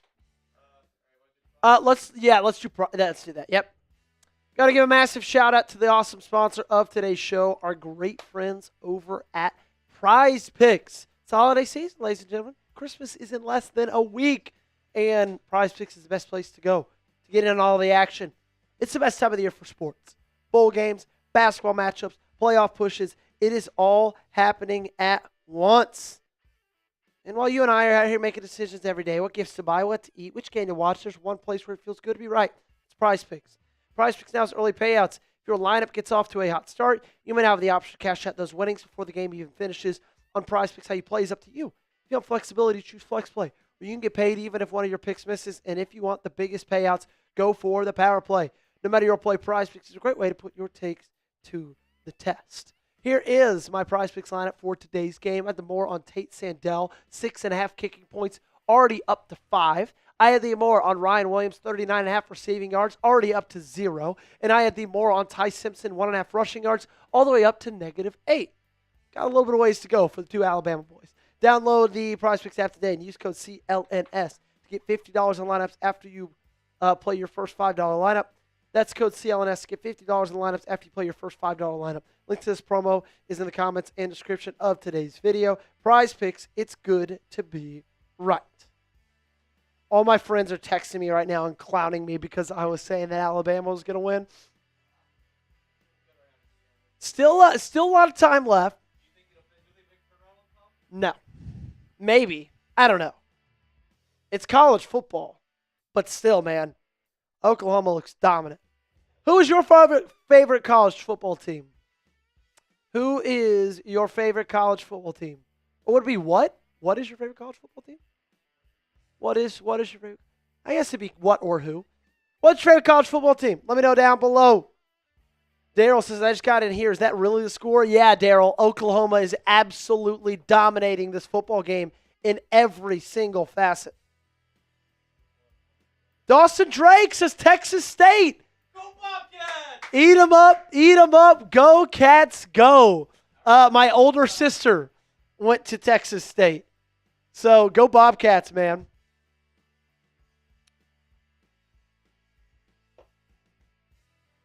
OU kicks this off, and Alabama's going to take it over at the 25. Christian says Notre Dame. L.A. Kendrick saying MSU. Is that Michigan State? More than likely. Blair says we are. Lord Buddy Bear says Florida State, unfortunately. Hey, they beat Alabama. Lord Buddy Bear, did you go to Florida State? Big Worm says OU and Clemson. Interesting. I'm a Tennessee volunteer, through and through. But tonight, I guess we're all Oklahoma Sooners. Trips right, Simpson, empty from the 25. Can they get a first down? Oklahoma looks to be bringing a blitz. They just bring 4. Simpson flushed out to his left. He's going to fire it, and that's going to be incomplete. Ryan Williams was the intended receiver. then this Alabama offense looks lost. No Leap says Ty Simpson's confidence is gone, and I could not agree more. They just all look like they have zero confidence. Empty. Trips right. Receiver left, now in the shotgun. From the 25. RPO. And they're going to get down to Brooks for a gain of 5. Another third down. 0 for 3 so far. Do they make it 0 for 4? Allie says, listen up, boys. I don't want them to gain another yard. You blitz all night. Oh, wow. L.A. Kendrick Brown, you don't know this about me, but your boy lived in Starkville, Mississippi for an entire year. My first job out of college was at Mississippi State. So I get you. I get you, bro. Shotgun, Simpson, trips left, 30-yard line, 5 yards to go for the first down. OU sends a blitz. Simpson off his back foot, going deep, and it's caught. Brooks down to the 40-yard line. The first big play for Alabama all game. Oh, my God. Was a little bit behind them, but still, they're going to take anything they want. Bill says, I was hoping for Michigan-Tennessee matchup in a bowl. Got the wrong UT. Yeah. It's going to be a fun bowl game, though. Texas-Michigan, great helmet matchup. Yeah. Illinois-Tennessee will be fun. Shotgun, trips left. Simpson, their first down of the ball game right there. OU looks like they're offsides. We'll see if they call it. Simpson, flushed out to his left. And that's going to be incomplete. Yeah, but there's an intended receiver. I thought that was going to be offsides, Gage.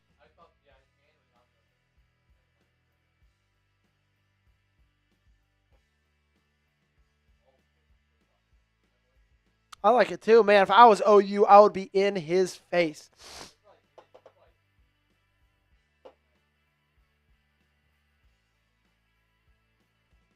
Under 50% completion percentage for Simpson. Trips right from the 41. They finally cross Oklahoma territory. Jam Miller in the backfield with him. They're going to throw it. Drop it back. Good protection. Fires up the seam. Caught. First down. Into the Prize Picks red zone they go. Cuevas in on the catch. Great drive and great response right here from Alabama. Trying to make this a football game. Just right in the middle of cover 3. That one was easy. Great throw by Simpson. Great anticipation. Under center. Now back into empty. Trips right. At the 18-yard line. Looks for a quick pass. Pocket collapses. Hits Cuevas in and out of his hands. Incomplete.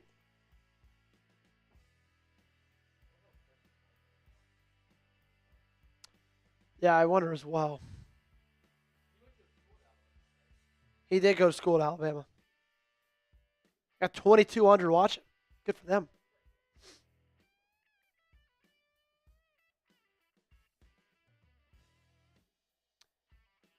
Hit his hands. Could have made the catch. Still was not a perfect pass by any means from Ty Simpson. Shotgun, 2 receivers each side, 18-yard line. It's going to be a handoff to Jam Miller. He's going to bounce it out to the outside. Now cut it up. He gets down to about the 14-yard line. Good pickup for Jam Miller. Jason giving you a we are, Gage. Love it. I love it.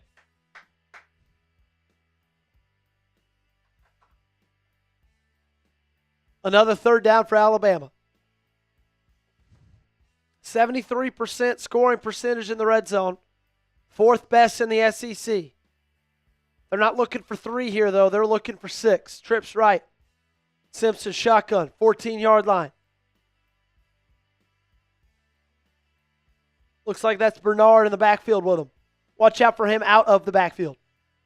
Rolling out to his right, fires. He completes it to Bernard. That's going to be short. What do they do here?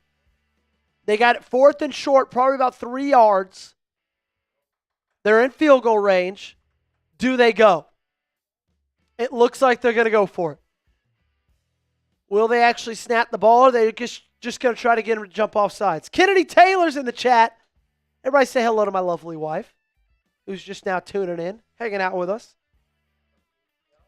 From the ATL, trips right, Simpson shotgun. Now 2 receiver stacks to each side. Empty. 3 seconds left of the play clock. They do snap it. Looking left. He fires. Caught. First down. Still going. In the end zone. Touchdown, Alabama. What an answer. And this thing's not over yet, folks. What an answer from Latzir Brooks. And what an answer for Ty Simpson. Big drive right there for the Crimson Tide.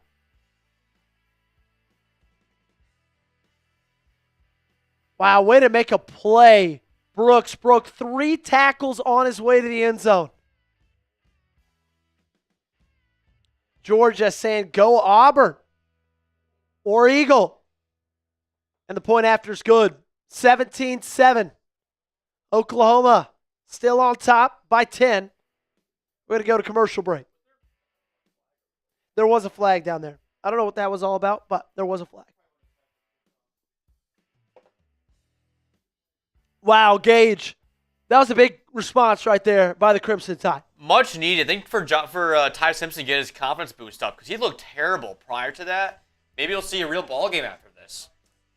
So does that make you feel like it's going to be a game, or do you think Oklahoma is still well in control of this one? It depends on what happens to this next drive for Oklahoma. If John Mateer starts to struggle a bit and a big defensive stop by Alabama, I think it's back to a ball game here. That's what my thought is. Let's talk now. We got more people hanging out with us. Who we think is going to win the national championship game. Y'all let me know down below in the comment section. I've had a realization over the last 2 days. I hate the Georgia Bulldogs, but I think they are being slept on in a big way. I feel like not many people are talking about them. And I think they're playing unbelievable football right now. Everybody they're facing in their last month and a half, they are dominating, and they still have Kirby Smart on their sideline. They got the first round bye. They get to play the winner of Ole Miss Tulane. They get a good path there. I really, really do like Georgia to win it all. I just think they're being a little slept on. Gage, weigh in for me. Yeah, I mean, Georgia, I feel like it's being slept on. Another one is Oregon. I feel like it's being slept on quite a bit. I agree. I have Georgia, Oregon in my national championship. Yeah, and I think a big reason why is because the fact that they lost to Indiana. However, there's going to be a lot of potential rematches in this playoff this year, which I think is going to be really exciting to see how it plays out. And I personally think either Ohio State or Indiana is going to win the national title. I think it's going to be 4 straight years a Big Ten school is going to win the national title. Do you think it's Ohio State versus Indiana in the national title? I would not be surprised. I'm a Big Ten fan through and through, so that's probably where the bias comes in. But I still think that they're 2 of the best teams in the country. But I would not be surprised if Indiana hasn't played Georgia in the Natty either. Okay. TJ saying Ohio State. Allie saying Georgia. Daryl saying Ole Miss. Matthew saying Indiana. Jamil saying Georgia. Hard to beat Kirby Smart. We all know Sooners, says Smooth. Dawson saying that'll be Oregon, Ohio State, Oregon taking it. Kendrick Brown, I got Miami winning the whole thing. Wow. And then Christian thinks it's going to be the Oregon Ducks. Yeah, what a fake 8 seed Ohio State was. Who did they lose to? Was it just Michigan they lost to in the regular season, or did they lose another regular season? They lost to Oregon by 1 point. Oregon, you're right, in Autzen Stadium. And then they came back and beat them in the Rose Bowl pretty badly. Oh, not just beat. It was belt to ass. Dude, they were up 21-0 in 5 minutes. It was so bad. I don't know why. I, for some reason, missed the first half of that game. I don't remember why. Maybe I didn't work that day. Was that New Year's Day? Yeah, it was New Year's Day. Why did I miss that? I think Kennedy and I were just out running errands or something like that. because I didn't work. And Because I think last we year turned it on, and I was like, oh, my Lord. Because last year, I think the Fiesta Bowl was the first game on New Year's Eve. Then the three quarterfinal games were on New Year's Day. Yeah, but they pushed the Georgia one back because of what happened in New Orleans. Yes, so that was the January 2nd. First and 10 for the Oklahoma Sooners. 26 rushing yards tonight with a rushing touchdown for John Mateer. Also has a passing touchdown on his resume as well. Shotgun. 2 receivers to his left from the 25. It's going to be a screen pass. It's Brooks again for the first down. Excuse me, not Brooks. Burks. Mike says Texas Tech going to win it all.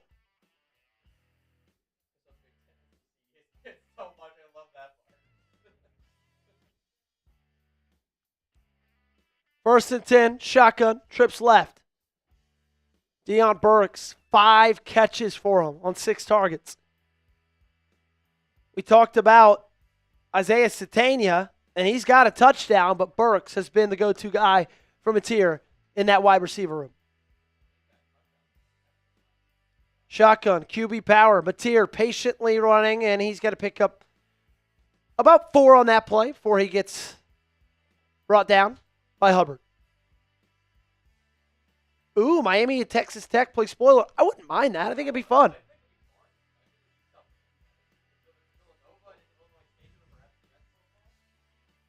Ben Arbuckle, as balance could be, 16 rushes, 16 passes so far. This Alabama defense, they need to stop, and they need it in a big way. I like the score bug, Gage. You like the new score bug? Did they? Okay, I like it. I must have forgot that. Shotgun, Mateer rolling out to his right. Pursuit. And that's going to be a pass completed for about 3 yards. It's going to bring up third down and short.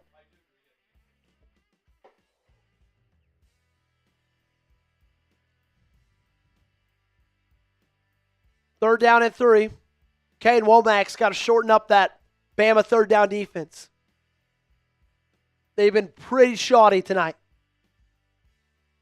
Oklahoma, higher than a 66% conversion rate on third down. Alabama, they don't blitz the ball a lot, 15%. Shotgun for Mateer. 2 receivers left, 2 right. They do blitz off the corner. Mateer avoids the sack, tucks it, runs it, chucks it deep, and it's dropped. And it's dropped. Mateer had the first down with his legs right in front of him, but he had a guy naked, wide open down the field. He took the shot, and it's incomplete.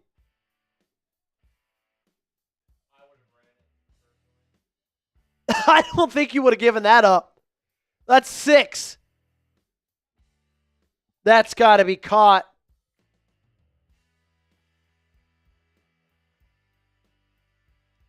It was Xavier Robinson. The running back was the intended receiver.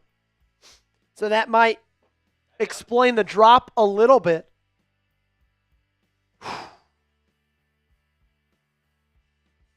Wow. If you're Oklahoma and you catch that and you go back up 3 scores, ooh.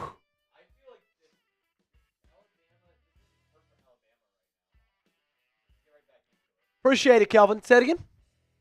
I think this is a perfect opportunity for Alabama right now. This is what you exactly wanted. You got the touchdown, then you got an Oklahoma stop on defense. No, I know. I think they're back in. Perfect. Oh, my gosh. Fumbled. Punt. Blocked. Recovered by Alabama at the 29-yard line. And we've got a game, ladies and gentlemen. Alabama taking advantage of the miscues back-to-back from Oklahoma. A drop touchdown pass, then a fumbled punt that leads to a block. He just lost the ball. Easiest blocked punt of all time. Can Alabama take advantage, and can they get it back within 1 score? They're already in field goal range. Man, DeBoer and and Venables kind of look like each other. And they're wearing like the same thing. I formation for Alabama at the 30. Play action. Simpson looking, firing, deep. It's caught. First down. Isaiah Horton. And they're already inside the PrizePicks red zone. What a play by Ty Simpson going through progressions. You saw read 1, read 2, and then Horton read 3 for the first down. At the 16-yard line in the PrizePicks red zone. Trips right. Simpson, empty.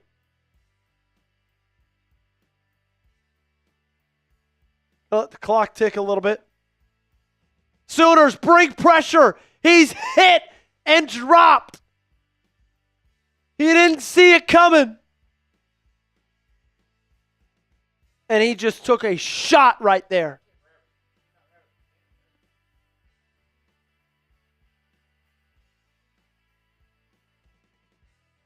Oof. He is lucky he held on to that football.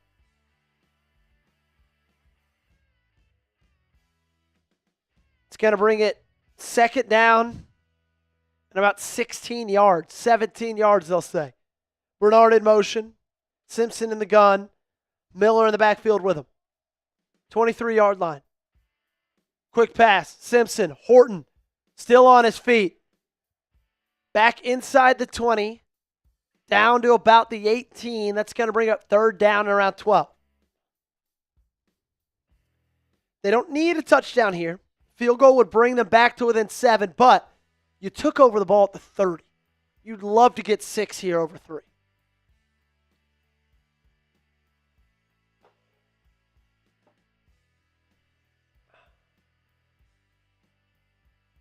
Third down and 11.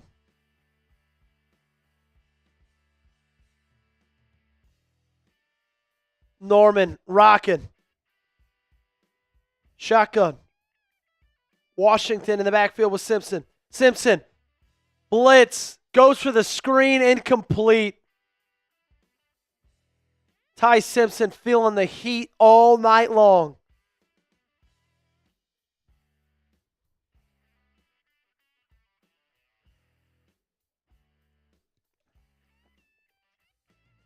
Now, this is a win for Oklahoma after that muffed punt. That is a massive win for Oklahoma. Getting the stop after muffing the punt at the 30. 35-yard attempt for Connor Talty. 70% inside 40 from the right hash. And that's good. We're back within 1 score. So just like that, Alabama's back in this football game. Couple of defensive stops. Offense finally got a pulse. And this thing's getting interesting in Gaylord Memorial Stadium.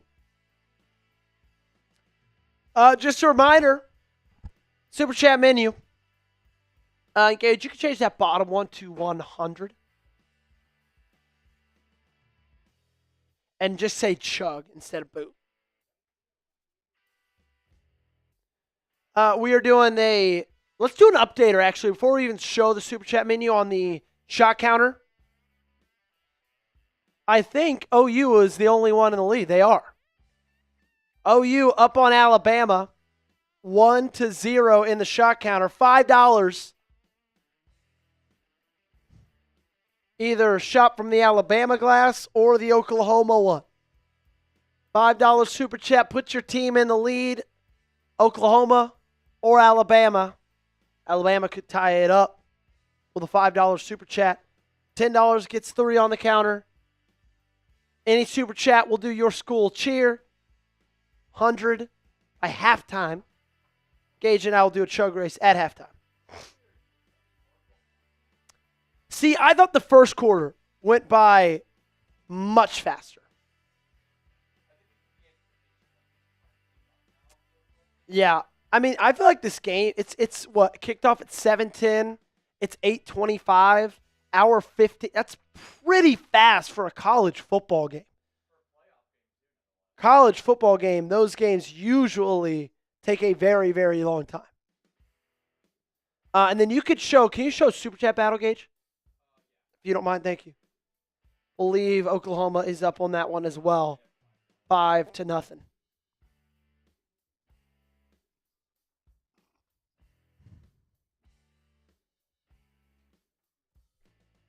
Bang. Those pulling for Oklahoma tonight, dominating Alabama, just like they are in the actual game right now. But Alabama's defense came up with a big stop, big play on special teams. Unfortunately, they could not turn it into anything, but they did, or not, they turned it into a field goal, but didn't turn it into a touchdown. But they did bring it back to a one-score game. Gage, I think an interesting thing we need to talk about that has kind of been circulating recently is if Alabama loses this football game, what does that mean for Kalen DeBoer? Yeah, there's a lot of rumors where he could possibly go to Michigan after this game if they lose. Do you buy into that? I don't see him going to Michigan. I see Jedd Fisch moving to Michigan. I don't really see him going to Michigan either. Who, Kalen DeBoer? Yeah. Yeah, he seems more like an SEC guy than a Big Ten guy. Not even that. I just like. I will say the culture is not the same without Nick Saban there. It feels different. It doesn't, but like, would you leave Alabama for Michigan? In this current state of Michigan, no. No. No. No security there. AD's crazy. Especially everything that just happened with Sharon Moore. I feel like it'll be like very like on you like a hawk. I would not want to coach there for a while. I don't know, man. I just like, I've heard a lot of people talk about that. I don't buy it. I don't buy it. Either. I can see Jedd Fisch going over. There seems like something for Jedd Fisch to handle. 1st and 10 for OU. Empty. Trips left. This will probably be the last play before we go to the 2-minute timeout.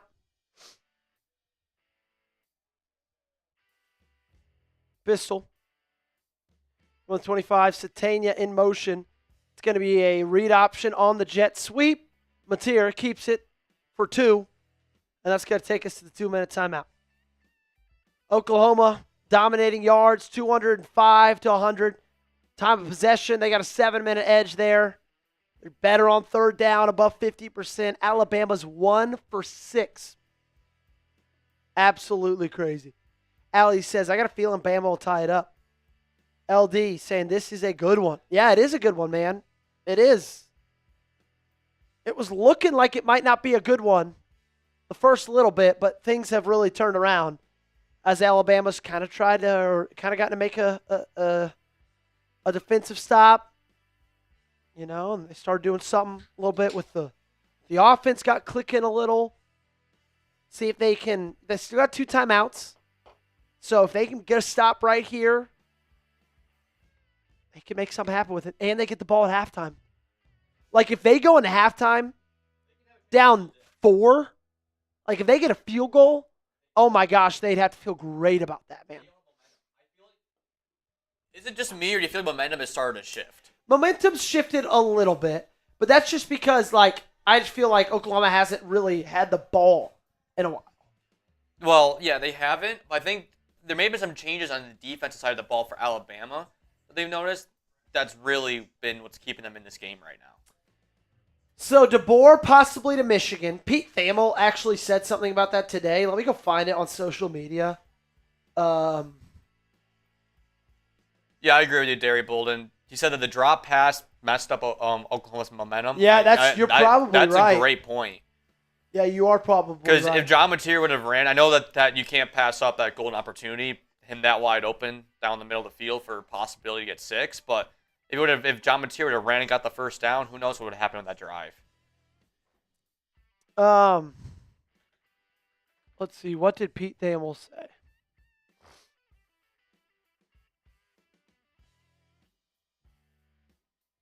It happened today. Let me find it.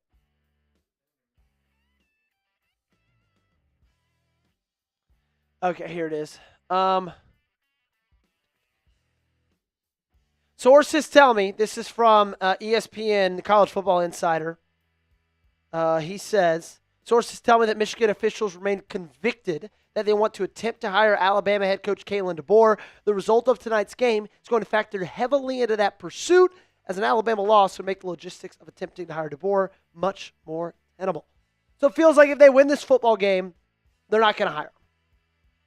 But if they don't, then that could get spicy.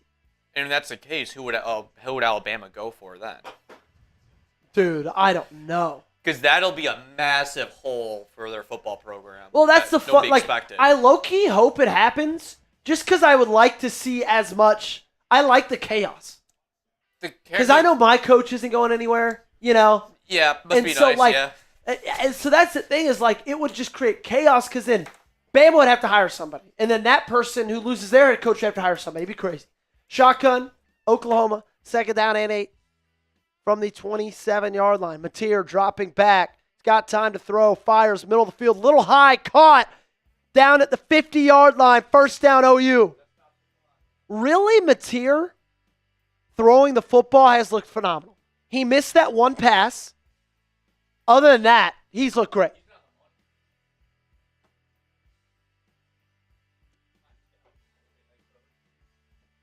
Looks like they're going to go jumbo shotgun formation.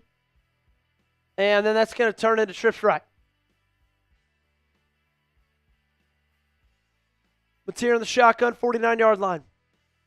Bama brings a blitz. Mateer steps up. He steps up into pressure, and he's brought down for a sack. Great play by the Alabama defensive line. 2nd sack of the ball game for the Crimson Tide. And the best part, it keeps that clock ticking a little bit here. It does. It really does. Bama 2 timeouts. Oklahoma still all 3. Wow, great pass. Justin Jefferson was there in the zone, but layered it perfectly over him.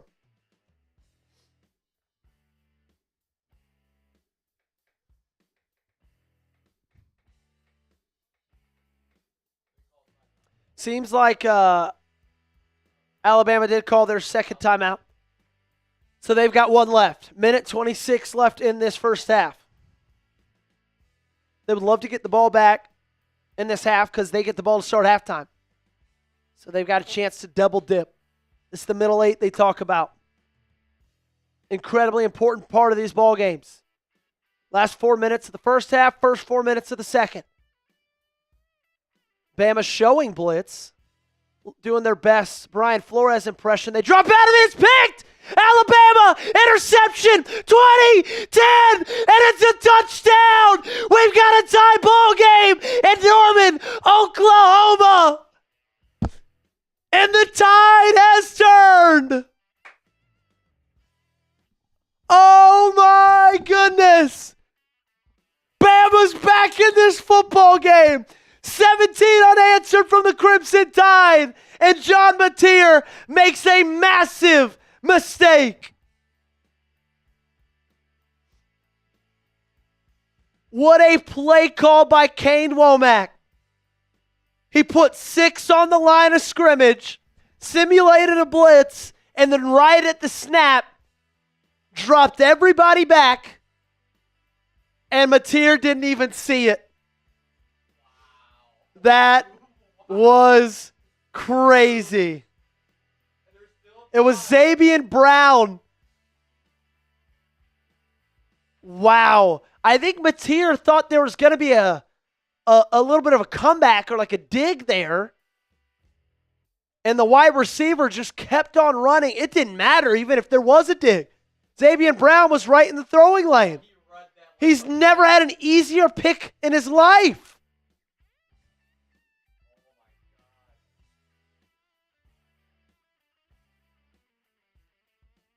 Wow. I think it's fine. The tides have turned. What a second quarter for Alabama. 17 unanswered points. And they get the ball out of half. And imagine how much that's quieted the crowd in Norman, Dude, too, Joey. 2 quarters of 17-0 runs. Oklahoma, 17-0 in the first. Alabama, 17-0 in the second. And, of course, Xavier Brown, the same guy who had the pick 6 in the first half against Tennessee.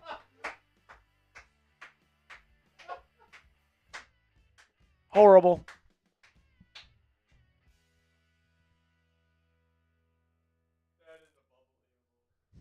First and 10. Empty. Trips right. OU still has all 3 timeouts. Got to keep your composure if you're Mateer. Screen pass. Knocked down at the line of scrimmage. Whew. Feels like it's all Bama right here. Hey, make sure you hit that sub button. We are 71 subs away from 425,000. Unbelievable stuff. Subscribe to the channel. We just need 71 new subs to get us there. Appreciate your help. Empty again from a tier. I've got a feeling QB power here. Quick pass. Catch made down at the 30-yard line. Clock stays running. Weird little no man's land here. OU doesn't want to call a timeout. Give Bama extra time. Bama only has one timeout left, but it's 3rd and 5, so they don't really want to call a timeout and keep OU's drive going. Clock's just going to tick down. 48 seconds.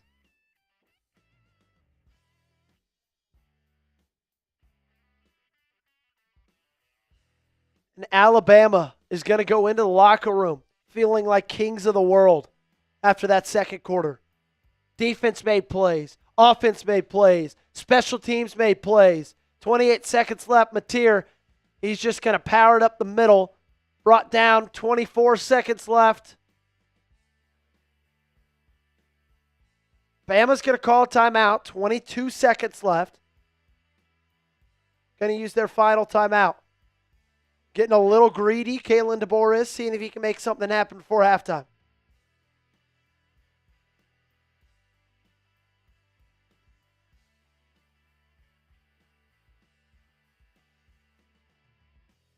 Kalen DeBoer's pissed at something.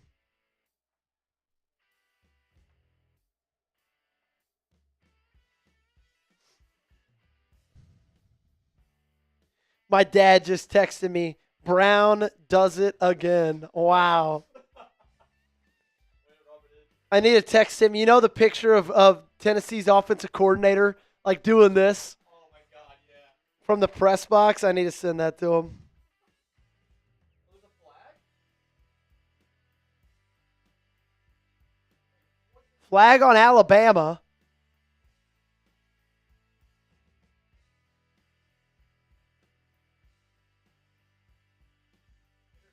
Sideline interference.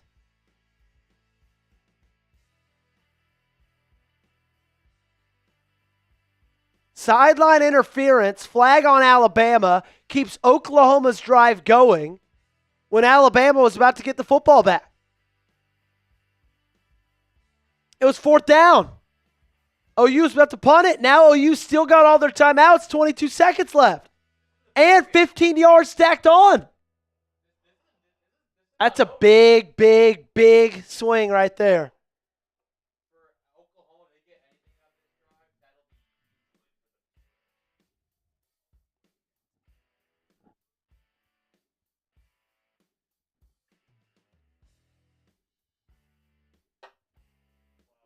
Mike says refs is full of shit. Hey, reminder. Oklahoma still leading the shot counter 1-0. $5 for an Alabama shot to tie it up. See if they can keep the momentum going. So they got the ball at the 47. They realistically need 15 yards to get into field goal range. 22 seconds left, 2 timeouts for Oklahoma. Bama got their timeout back. Shotgun from Mateer. Bama looks like they're showing blitz. It's what they did last time. Fires, caught, out of bounds at the 50. Takes 3 seconds off. So here's the sideline interference.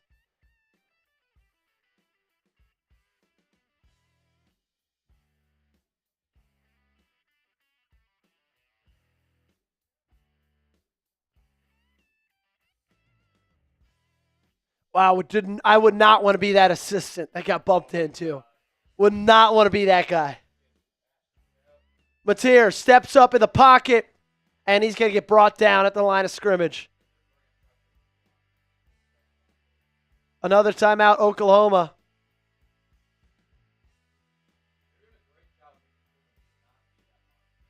Yeah, Bama's pass rush is really doing impressive things. Bear down. Says no way Alabama made a comeback. They did, man. They made a comeback.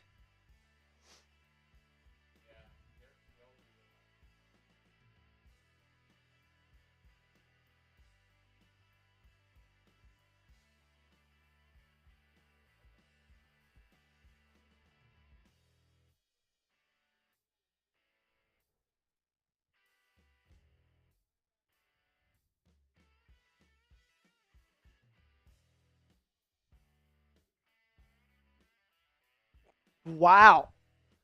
Chris Fowler got domed by a camera today.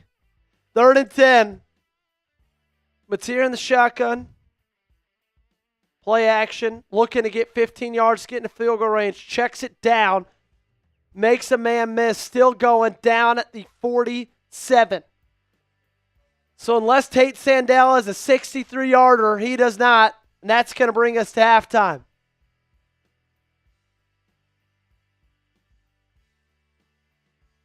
(17-17).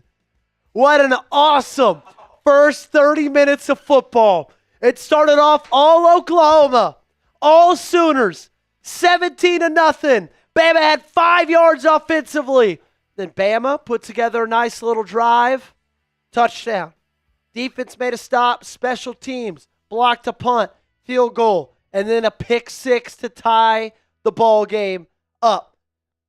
Gage, it feels like, to me, the exact opposite of the last time these two teams played each other. Because in that game, Alabama dominated yards, first downs, time of possession.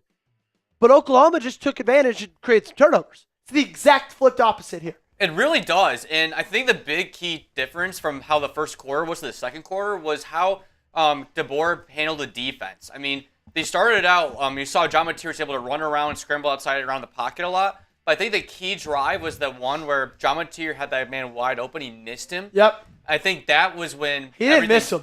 He didn't. Drop. He dropped it. Yep. My apologies. But I think that was when they changed their playbook for Alabama, because if you've been noticing, they've been corralling him inside the pocket, not allowing him to scramble outside at all. Yeah, that was a big, dude, at that point, it's 7-17, right? Yep. The ball was You in could have midfield. answered their touchdown with a touchdown of your own, gone back up 3 scores, and instead it's dropped, and then everything else has happened. Then the muff punt right after that drop. Muff punt right after the drop, field goal, pick six. It was like It's Murphy's a very Law. different ball game if you catch that football. Yeah. Wow, we got a good one in store. 30 minutes down, 30 minutes to go. I'm going to jump off for a second. I'm going to go take a little bathroom break, get something to eat real quick. Gage is going to hang out with you, so don't go anywhere. I'll be back in a second. If you want to see Gage take his first Crimson Tide shot of the night, $5. Or let's say $3 for halftime. $3. Yeah, $3 All right, halftime I'll deal. see you in a little Got it. How's it going, guys? How are we doing? How are we feeling? It's been a crazy game so far. The first game of the first round of the college football playoff. We're at halftime, 17-all, and probably one of the crazier games that we're expecting to see in this first round. And I got to say, I'm ecstatic for what I've seen so far. I mean, Oklahoma seemed like they were the dominant team to start out. But then Alabama, they just came back, and they came back in many ways, like time and time again. And it just seemed like they made the right adjustments to get themselves back into this game. And it feels like momentum is all on Alabama's side right now. And I don't know about you, but it has been really, really great. It has been a really crazy game to see, in my opinion. I'm all UCLA, but I'm taking Bama. Says LKDB 4DH13. Don't worry, Mateer going to be on fire second half, says LaKendrick Brown. All right, I'm going to hold you to that. I mean, John Mateer looked pretty solid to start out. We'll show you the stats for both quarterbacks in this first half. I mean, John Mateer, he had a solid performance. He was off to his QBR was up to over triple digits to start out. Then the pick kind of ruined everything. But I think the key thing to look at is his rushing yards for both sides. Ty Simpson, -15. Now remember, in college football, they count sacks as rushing yards. So that could also be a fact that it also comes down to the sacks that were thrown on Ty Simpson. And John Mateer, he's been a little more elusive, a little more scrambling outside the pocket. But like I said, lately, Alabama's done a great job on the defensive line of holding it in the pocket to put some more pressure on him. And when he do that to John Mateer, he's been struggling to throw the ball. He's been struggling to throw the ball at all. And I feel like that is where you're starting to see a more human aspect of John Mateer starting to come into play. And now it's going to come down to the second half, I think, which team will make the adjustments better offensively. Right now, Alabama, they seem to be... Ty Simpson seems to get things going in the right direction. But I think it comes down to see if John Mateer can try to get something going correctly on his way. Let me know if you have any questions down below. It could be anything college football related. Any hot takes you guys may have as well. Oklahoma just needs to keep it close. Well, I mean, I don't know if you've seen what I've seen, but they've blown this game open, and then they had the opportunity, I think, to slam the door shut, and they were not able to do it. Bottom line, and keep the game close. I'll say this: if Alabama comes in to start the second half, they get the ball to start the second half. If they get the ball and they score a touchdown, okay. So that's a good point. Your spreads, because I thought that Oklahoma was a favorite coming into this game. And correct me if I'm wrong. I thought they were the favorite going into this game, but from what I understand is that if Alabama gets the ball to start the second half, right? If they end up scoring on the start of the second half of the game, 9.5 on Oklahoma, I think you'll make that money for tonight. I really do. I mean, I think that it's been which offense is worse. I think it's more about which defense can make the big play late. And we saw Alabama made that one big play to pretty much end the second half on the first half on a good note for the Crimson Tide. That being the pick six to tie the game at 17, which was huge, massive play. And I think that there's definitely going to be some other plays that's going to be made defensively that needs to step up. Mainly, we get to see. It's a battle of which offense is worse. Let me know what else you guys have going down below in the chat. Let me know where you're watching from as well. I'm kind of intrigued and curious to know, as well as your favorite college football team, how you became what made you root for them as your favorite college football team. I'm interested. Like Joey, he's a Tennessee Volunteer fan through and through. I myself am a Penn State football fan, Penn State Nittany Lions. We are. Let me know down below in the comments section. And as well, we're doing $3 for shots. I'm doing Alabama Crimson Tide shots. Joey's doing Oklahoma Sooner shots. OSU says time in the Buckeye. Just me saying that makes me gag in my mouth a little bit. I'm not going to lie. The California Golden Bears out of Cal Berkeley. Well known for having the product of Fernando Mendoza, the 2025 Heisman Trophy winner, currently out of Indiana. How did you feel? Let me ask you that, LDB4DH13, of seeing Fernando Mendoza win the Heisman Trophy for Indiana. I'm kind of curious to know what your thoughts are on that. Alabama, says Choya Y4RF5M. Blah. And so I'll say this: like I said, we're doing a shot counter for Alabama and Oklahoma, and right now the shot counter is in favor of Oklahoma with Lord Buddy Bear's $5 super chat. One shot for Oklahoma so far, none for Alabama. I have yet to do a shot. A little salty? Okay, why are you a little bit salty on that? I mean, it's your former quarterback that won the Heisman Trophy. And yeah, I know it was not for California, but I get that. However, seeing him, I'll say this, I really respected Fernando Mendoza a lot. Like, I'll say this, I really find him like a nice, calm demeanor guy. I mean, he was well deserving of that award, in my opinion, out of the four finalists between Julian Sayin, Diego Pavia, and Jeremiah Love. Jeremiah Love, I think, had a great year, but I think it was just, they did not do enough. He did not do enough, I felt like, in my book, to hoist the Heisman at the end of the season. And I appreciate that. Yeah. You should respect him. I mean, his career has been outstanding, and having his younger brother on the sideline as well for Indiana is fun to watch. It's going to be neat to see if he can continue in his footsteps and stay with the Hoosiers under Curt Cignetti. I'm curious to see if that's the case as well. So like I said, there's a shot counter, and we also are doing a super chat battle for Alabama fans and Oklahoma fans. So let me know down below. Show your allegiance. $5, Oklahoma leads over Alabama. And like we said, we're doing a halftime deal for halftime only until the first offensive snap for the Alabama Crimson Tide. $3 for shot glass for shots. Like I said, the shot counter was Joey will do shots for Oklahoma fans. I'll do shots for Alabama Crimson Tide fans because he cannot handle being rooting for Alabama in any way, shape, or form.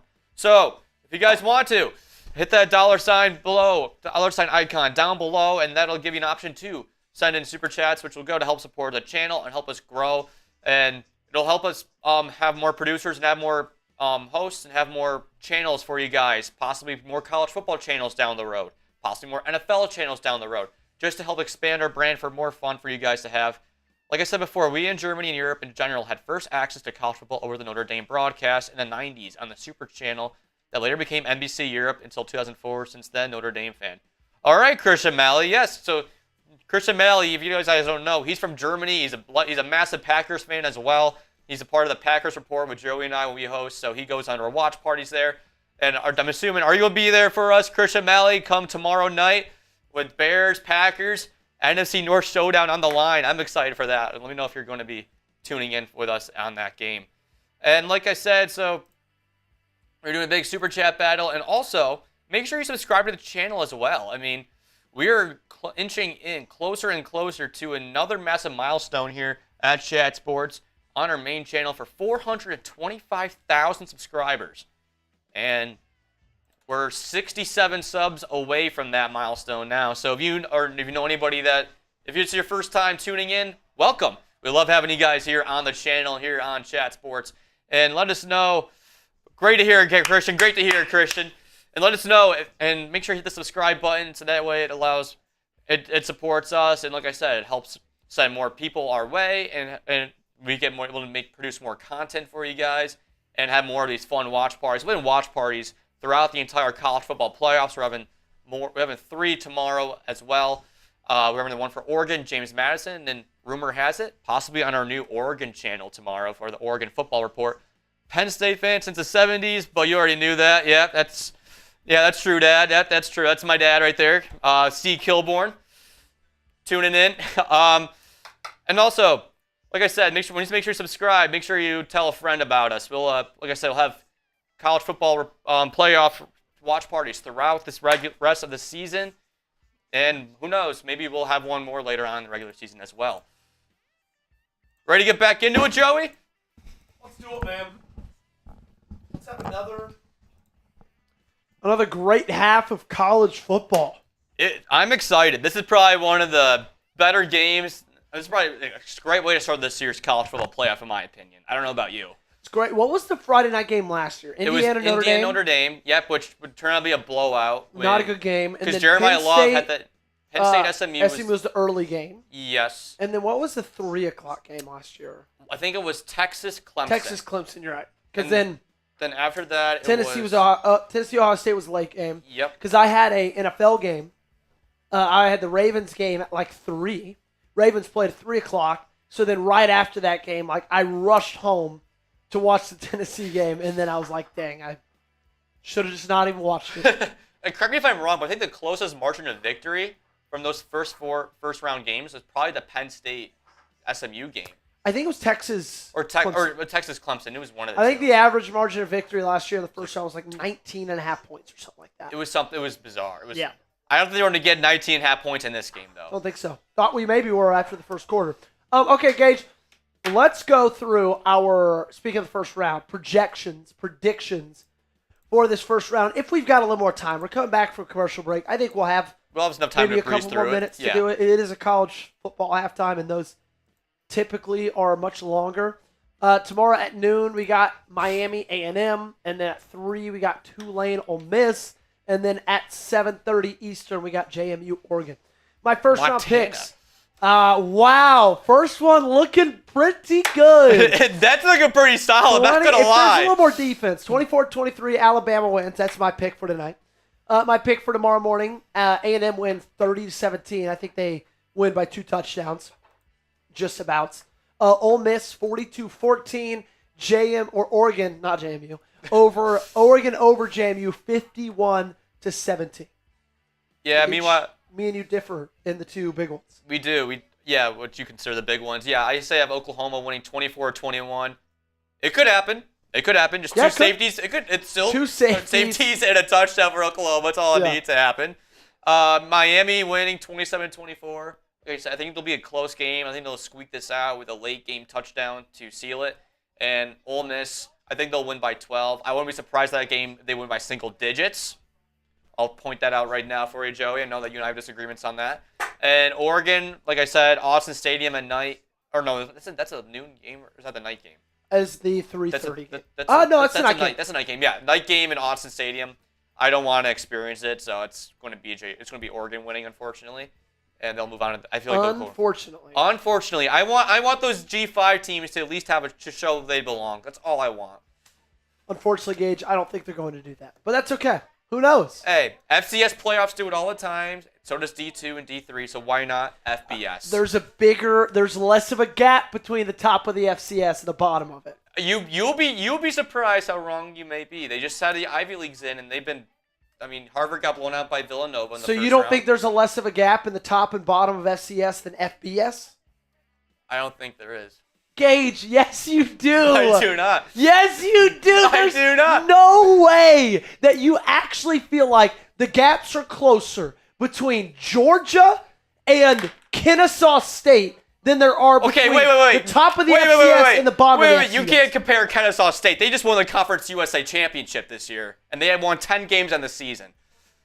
What do you mean I can't compare them?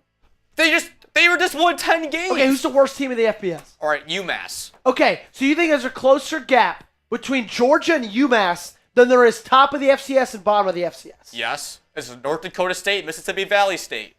And there's a closer gap in those two than Georgia and UMass. You mean wider, you mean? I feel like there's a wider gap between North Dakota State and Mississippi Valley State than there is between Georgia and UMass. You don't actually... There is no way you actually believe that. I do believe that. You ever see Mississippi Valley State play football? How many times out of 100 could UMass beat Georgia? Probably 1. 0. I give them 1. 0. I give them 1. How many times could Mississippi Valley State beat North Dakota State? 0. You think Mississippi Valley State could beat North Dakota State? Yes, I do. No Mercy Hockey could probably vouch for me. He's a Montana Grizz fan. No Mercy Hockey, do you think that Mississippi Valley State in football could beat North Dakota State, the Bison? I know that Illinois State pulled the victory earlier this year. Thank you, Dad. Okay, that's your dad. Per point, Appalachian State. No Mercy Hockey. Dude, this is a different sport than it was. That was 2 decades ago. So that was 20 years ago. There's still so different. There's still FCS teams that could beat FBS teams at this level. Dude, that was... Tarleton State beat Army this year. You're choosing... Oh, you're really going to choose a military academy that has a $0 NIL budget? Hey, Speechless. They're a solid military branch. What? They're a solid football team. They're a solid football team, but they don't spend $1 in NIL. So they cannot be... That is the totally different story. And you have to recruit kids, then they go have them play 4 years... Go serve 4 years in the military. We are taking the military academies out of this. Okay, what about Iowa, North Dakota State a few years ago? Iowa, totally South Dakota State. Different. It's not too different. It's not too different than it was in 2007 between Appalachian State and Michigan. It's not different now. Appalachian State back then was an FCS program. They weren't even FBS at the time. Exactly, and it's a totally different sport. It's a different sport, but I still think it applies. They just need the opportunity to go out there and ball it out. Unbelievable. There's never been a bigger gap between the top and the bottom of the sport than there is right now. But you're saying that there's a bigger gap between FBS's top teams and Low's teams, FCS's top team and low team? Yes. So you actually think UMass could beat Georgia? I think they will. If they played 100 times, I think they'll beat them once. No, that's... Oh my gosh, the crazy thing is, guys, I know you actually don't believe that. No, I do believe that. No, you don't. Yes, I do. No, I do. You don't. I do. I really do. Oh, my God. You see, my dad pointed up probably a good point. Villanova, they're in the semifinals of the FCS playoffs this year as a 12 seed. They're going against Illinois State, an unranked team that beat North Dakota State in the second round. And they were played close against Penn State when they had James Franklin, when they had Drew Aller, when they had Keyshawn Allen, when they were before the fallout happened. And they played them close that game. You were with me when I was watching that game, and I was like, this is Villanova. Penn State sucks. Okay. They sucked. They sucked this year, yes, but this is before all that sucking started to happen. I'm enraged right now. I'm not even as much enraged. You can say whatever you want that FCS is just as close as FBS, but if you actually think UMass could beat Georgia, if you watch this 100 times, if they could beat them once, I believe they can. 100 times, Joey. That's a lot of times for them to play. and yet you're saying that Mississippi Valley State couldn't beat North Dakota State. Have you ever seen Mississippi Valley State play football? Dude, they've not been good in like 40 years. We need somebody in here to mute your microphone. Because, damn it, you control your microphone. I can't even mute it, and I would if I could. Wow, I'm heated right now. I'm heated. All I'm saying is that FCS playoffs, I'll say this, FCS has been dominant as of late with North Dakota State. Yes. However, Coop. G5. Coop. G5 is FBS 2, Coop. Coop, I don't know how much you've missed or been here for, but Gage just told me that he believes UMass could beat Georgia once if they played them 100 times. Yes. They could beat Ohio State once if they played them 100 times. Yes. If Jake Fielding is kicking like he did again in the Big Ten championship game, of course. That is unbelievable. Thank you, no leap, Lexi Cage. I'm speechless. I am so speechless. You think Mississippi Valley State could beat North Dakota State once and they met 100 times? Yes, I do. Do you know why? Why? Because none of those guys are going to play in the league. North Dakota State had guys playing the league. Yeah, one every 4 or 5 years. Hey, Christian Watson.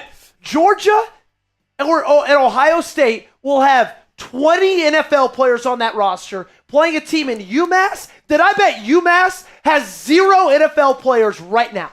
They have 2, I think. You would know that. That's unbelievable. I'm actually upset right now. Oh, wow. Okay, away from this argument. Back to the game. Hope you guys were at least a little bit entertained by that. I was. We've been having this debate for a long time. We have been having this debate for a long time. They mistakenly paired us up together as the producer-host combo. Well, they did not know what you're getting into with my mindset. It is that you could not get more on opposite sides of the spectrum in like elitist and non-elitist when it comes to their college football takes. I'm just saying that they deserve an equal playing field to show what they can offer. That's what I'm saying. That will they lose majority of the times? Yes. But I'm just saying that they need to be able to have an opportunity to perform and to see if they can compete with the big boys. And why do they need an opportunity to show that they can compete? The people that make it into the college football playoff should not be there to prove that they can compete. They should be there to prove that they can win the whole damn thing. And if you don't ever believe that they can do anything more than just maybe compete, then I don't think they deserve to be there. If we don't think they have a legitimate shot to win a national championship, which is what the 12-team college football playoff is about, crowning a national champion. And we have to expand the bracket anyways. I think they have to expand it no matter what. But if we don't think that they have a legitimate shot of winning a national championship, then they don't deserve to be there. Because that's the whole reason that the college football playoff exists, is to find the team that can win a national championship. Okay. So if we're just there to let them go compete and have fun and put it on their little checklist, and it's going to be great when they enter the transfer portal, because every one of their damn good players will be playing somewhere else on Saturdays next year. No. So it's great for their resumes for other schools to recruit them. Yeah, so you can say the same thing for the G5 programs too. When they come to recruiting, they'll be like, all right, yeah, we could, like Boise State, for example. They competed in the Fiesta Bowl, and they were one of the top seeds last year. They have that in their resume to prove to future prospects to come in. Yeah, those future prospects who could maybe come in, but if they were getting offers from other teams that they were playing, they weren't going there. I'm just saying that. I'm saying they need the right. They need to be on the same platform as the rest. I feel like they're not given the opportunity. I think they just need the opportunity. They're not given the opportunity because they're not as good. Because it's a different. How do you know they're not as good? Oh my gosh, I can't even. But what do you mean? How do I know they're not as good? Look at their record against Power 4 teams this year. Okay, well, but that's how we know they're not as good. They play the football games. But I'm just saying that you haven't seen the better teams play. I mean, the better G5 teams need to be in the playoffs. No, they don't. Yes, they do. They're Make-A-Wish. They don't need to be in it. They're wasting everybody's time. Nobody's going to watch. They're going to get smoked. They need to have their own playoff. Then everybody's going to be happy. No. Not everybody's going to be happy, believe me. Yeah, maybe 13 of you and your friends. And that's it, Gage. All right, we're back in Norman, Oklahoma. Don't worry, guys. Gage and I aren't divorcing anytime soon. Faircott at the 5. Brady Peterson's in here and says, who is this Gage guy? That is my cousin. Says, who is this Gage guy? Get him off the show. The G5 should get one team. I disagree with that, Joe. Well, then let's just agree to disagree. Brady Peterson, former Navy midshipman, or midshipman. He did play, yes. So I guess we get why his allegiance lies where it lies. Under center is Simpson. Bama has a chance to take the lead in this game for the first time. Play action, Simpson rolling out, checks it down to Germie Bernard. His first catch of the game. He's still on his feet. First down, Alabama. Ball comes out. Oklahoma recovers. They're going to say he's down. They might, honestly. They might. He is also, though. He's also he doesn't mean that. He's also a Tennessee fan. His wife, Tennessee alum as well. Wow. Okay. I got to cool down. That got me too fired up. Empty. Simpson. Now in the shotgun. Play action. He's going to get to Horton. Horton's been busy tonight. His 5th catch of the night, and they're going to get 5 on the first down play. Good start to this drive for Alabama, who went into halftime with every ounce of momentum.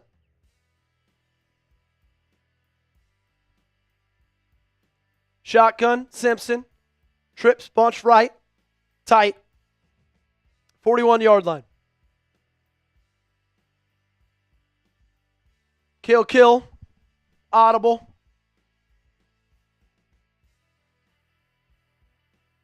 There's a snap. Simpson stepping up in the pocket. Firing. And it's high. Horton was the intended wide receiver, incomplete. Brady, nothing happened to Ryan Williams. He was just on the field right there. I think he's got one target. That's it. Yeah, literally one target for Ryan Williams. Horton has been the go-to guy so far. Bernard's gotten a couple of targets. Jam Miller, a couple of catches. But, yeah, that's good, Durham. Yeah, he sucks, unfortunately. Oh, he says, yeah, but he sucks now. That's what I mean. Yeah, I don't know. He blows. He can't catch anything. He is second of most drops in the Power 4 this year. 1 second left on the play clock. Bama trying to get it off. Looks like there might have been a false start. They're going to let it roll. Looks like that's going to be a false start. Looks like possibly on Kadyn Proctor, their left tackle. Yeah, I don't know what's going on with Ryan Williams this year. He's still one of those guys that, like, when he does have the football, when the football is in his hands, then he's still so special with it. But it's hard for him to get the football in his hands. Just drops after drop. It's funny, the only game he didn't drop anything, though, Tennessee. He balled out against the Vols, funny enough. Shotgun for Bama. 3rd down and 11 now after the 5-yard false start. Simpson feeling the pressure. Good protection from Bama. Ryan Williams, right on cue, dropped. And they're going to bring the punt team out. So there is Ryan Williams doing his best Ryan Williams impression.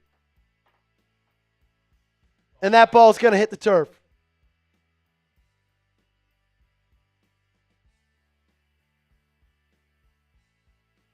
10th of the season for Ryan Williams.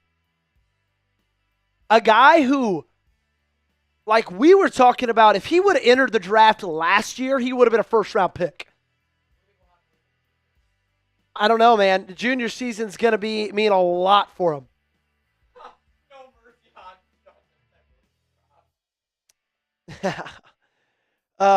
Brady said, try to catch with the shoulder. Bold move. Bold move, Cotton. See how it works out for him. All righty. Let's give a quick shout-out, Gage, to our awesome sponsors, our great friends on today's show over at Prize Picks. If you like watching football now, just wait and see how much more exciting it is to watch football and also play with our friends over at Prize Picks. It's the holiday season. We got less than a week away from Christmas time. It's the best time of the year for sports. We got bowl games, basketball matchups, playoff pushes. It's all happening at once. And while you and I are out here making decisions every single day, what gifts to buy, what to eat, which game to watch, there's one place where it feels good to be right. That's Prize Picks.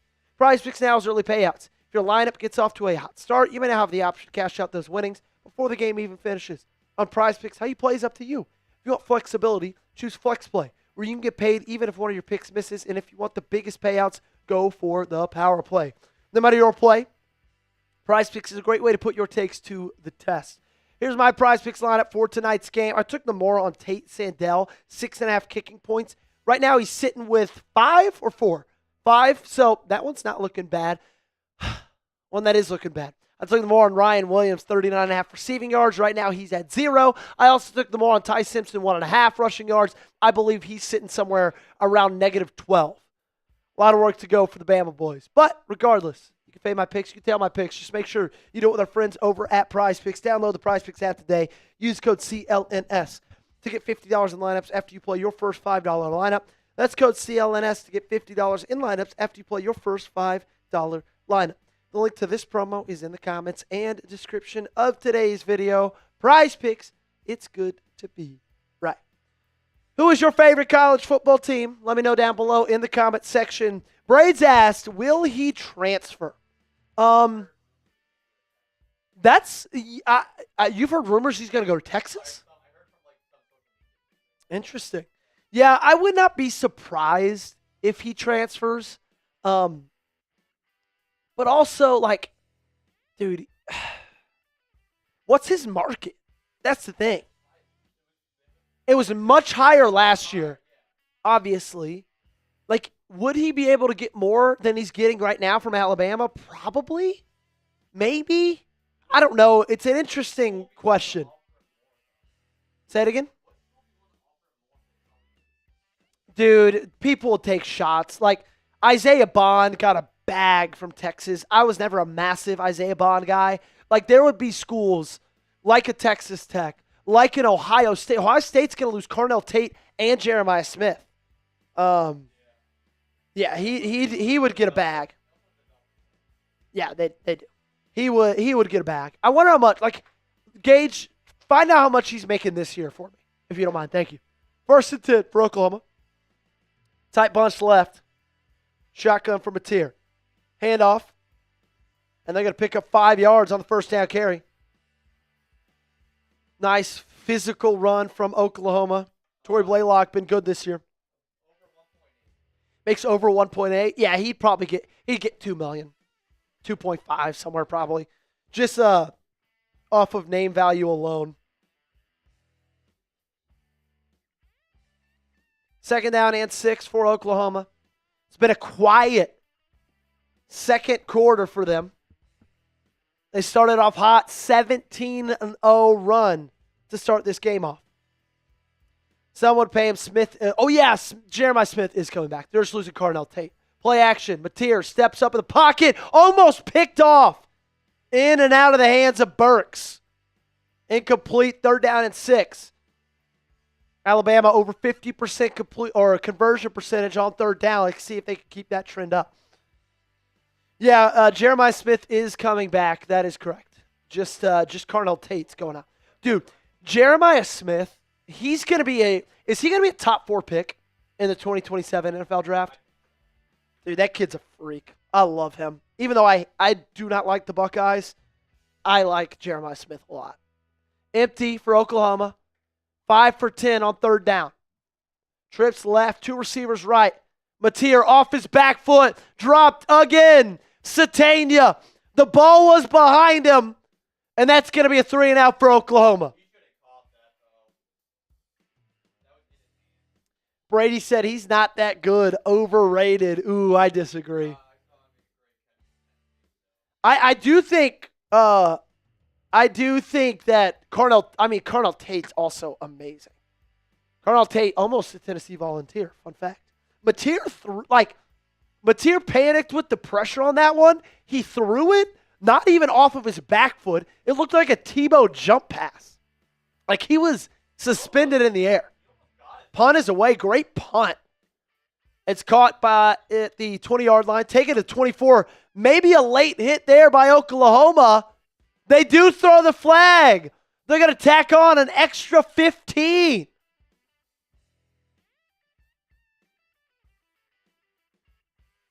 Wow. Braid says, oh, you doing their best, Ryan Williams.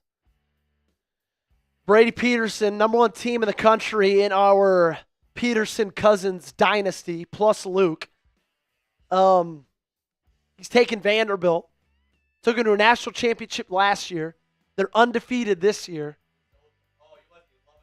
He's got, it's 2029. So he actually, his quarterback, hint, is in the Big Ten this year.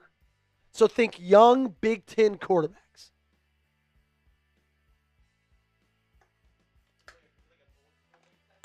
Old school Big Ten team.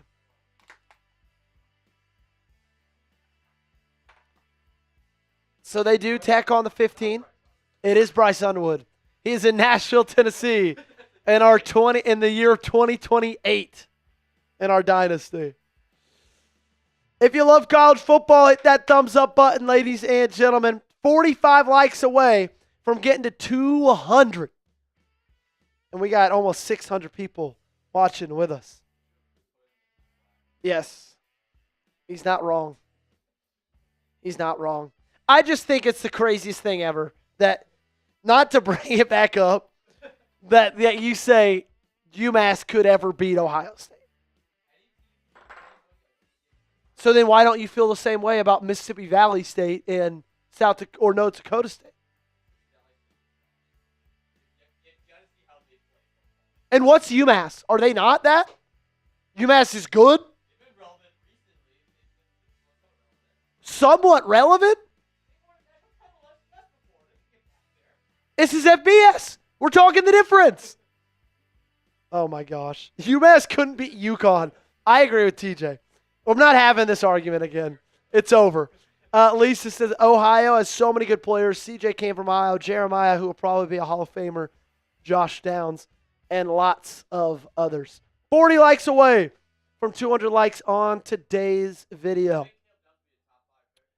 Caleb Downs? No, because of the position that he plays. Safety, like it's a hard position to convince people to pick in the top 5. I think it'll be top 15, maybe top 10. I was talking though to our lead NFL draft guy here at Chat Sports. I don't think I cannot remember a more pro-ready player than Caleb Downs in a very long time. I cannot remember a single one. Maybe, I don't know. I can't. Maybe, dude, he's just he could have played in the NFL this year. Do we think Mr. Beast could get a G5 to a natty? How much money? I'm thinking $30 million depending on the team. They would need to have good facilities and stuff already. Yeah, Mr. Beast could definitely get a G5 team to the natty. You get Mr. Beast What's the best? Who's the best, like, probably best facility G5 team? UCF, maybe?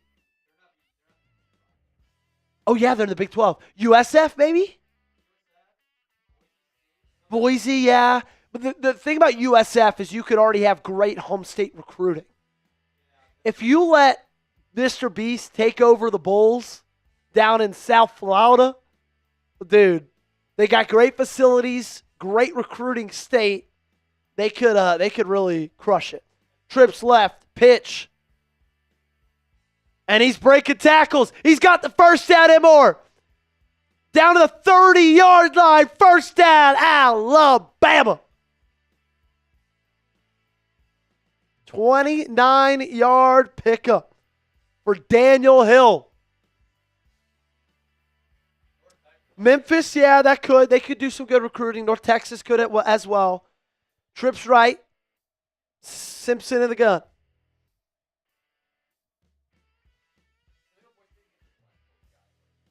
Yeah, Boise could get those West Coast guys.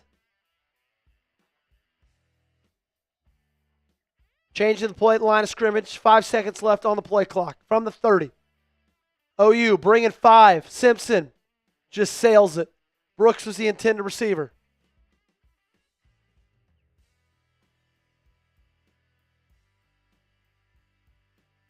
Ooh, yeah, Brock Bowers. That's a good one. He was incredibly pro-ready. Caleb Downs might be the most pro-ready player since Brock Bowers. What's going on, Ty Man? Speaking of Caleb Downs, we got Ty Man the Buckeye in here. Shotgun for Bama. Second down and 10. Simpson dropping back. He's got time to throw. Great protection. He's going end zone. He's got a man, and he makes the play. Touchdown, Alabama. Simpson to Brooks. Give him 6. And Alabama continues the run. They're an extra point away from making it 24 unanswered in Norman. Great protection from the offensive line. What a route. What a throw. And the most impressive thing was Brooks' body control, his ability to make a play on the ball and come down with it. Dude, who could have seen this coming? So I said my score prediction was Bama 24, OU 23. Right now, I am 2 field goals away. Or a touchdown and missed extra point.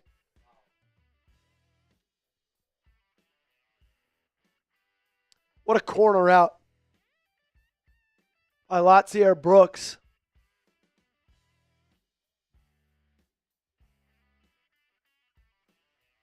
Winner of this game takes on number 1 Indiana in the Rose Bowl.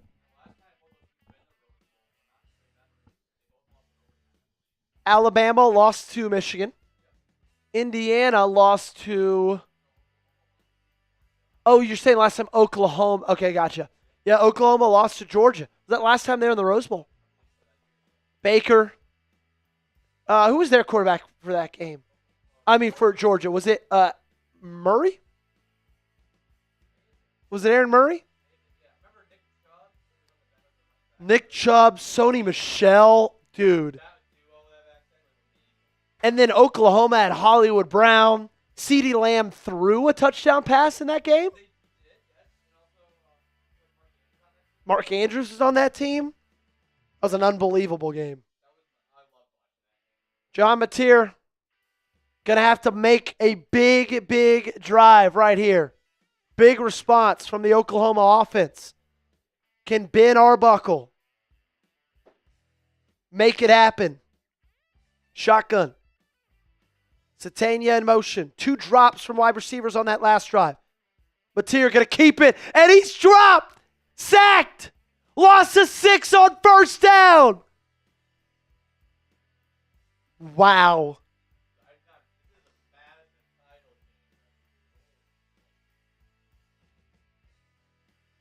Just nowhere to go, nowhere to throw it to. And what great closing speed by 31 in crimson and white. Mateer, shotgun again, going through his progressions. And he's sacked again! Drop for a loss of 5 this time. Pierre. Caden Womack in his bag. Acting like Oprah. You get a sack. You get a sack. And they're only bringing 4 to get there.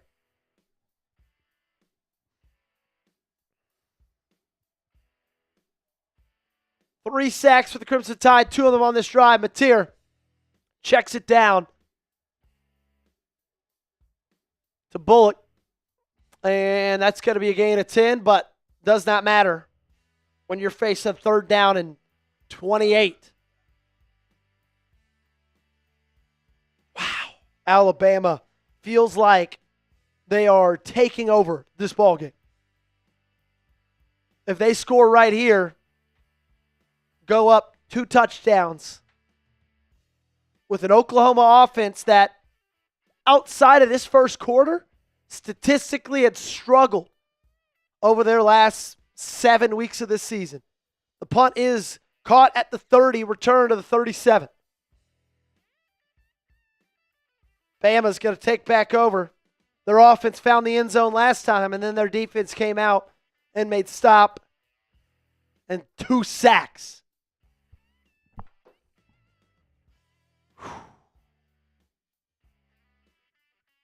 Funny is a game that running the football seems pretty much non-existent.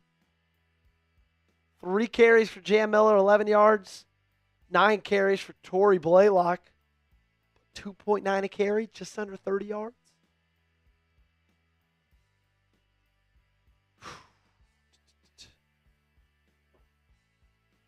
And the thing that's most impressive, Gage, to me about this win is the fact that it's not like it was just the first quarter of Alabama playing like that. That was the same Alabama team we'd seen for the last 4 weeks.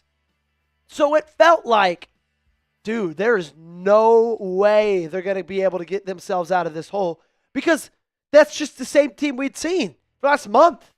Same team we saw against Georgia. Same team that barely beat a horrible Auburn team. And to their credit, they brought themselves out of it. I will say this, that for Kalen DeBoer, it's probably his biggest win since going to Alabama, since taking over Alabama. Yeah, it would be. I don't know. Beating Georgia on the road this year was pretty massive. I forgot about that. Yeah, beating Georgia in Athens, their first loss at home in like 40 games or something like that. What I will say is that because remember that there's been some controversy of Alabama even being in the playoff to begin with when this bracket was revealed. And they're pretty much proven that they belong, that they definitely belong in the playoff. And I was one of those naysayers, I'll admit. I thought Notre Dame should have gotten in over them, but they're even proving me wrong that they're not only were they winning, but they came back from a 17-0 hole on the road against a team they haven't beaten in years. Yeah, I just don't know. Like, the thing with Alabama getting in, obviously it's looking like a fine choice right now. But the thing about Alabama getting in, the way I stand with it, I just don't think you can penalize a team that had to play in a game that was a reward to them. Like, the SEC championship was something they earned. They were the number 1 seed in the whole SEC. And so it's just hard for me to, see them for them to have taken a team out that won a game that they only played because they earned playing in it, if that makes sense. I get that, but I feel like, here's my standpoint on the conference championship games. It depends on if you lose closely, then this should not matter. But let's say if Alabama got blown out, I know they got blown out pretty badly in the SEC title game. Let's say Georgia beat them 45-7. Would they be in the playoff? I don't know. That's where I think there should be some. If they don't get blown out, if they get blown out, there should be some more consequences. I think they would have because they finished as the number 1 seed in the SEC, and even if they lost that badly, Greg Sankey would have blown the entire thing up. if they would have gotten let out of it. Is that right or wrong? That's up to you. Trips right. Kadyn Proctor in as a swing tackle. Ty Simpson's going to keep it, and he's going to go nowhere. 1st and 10 turns into 2nd and 10.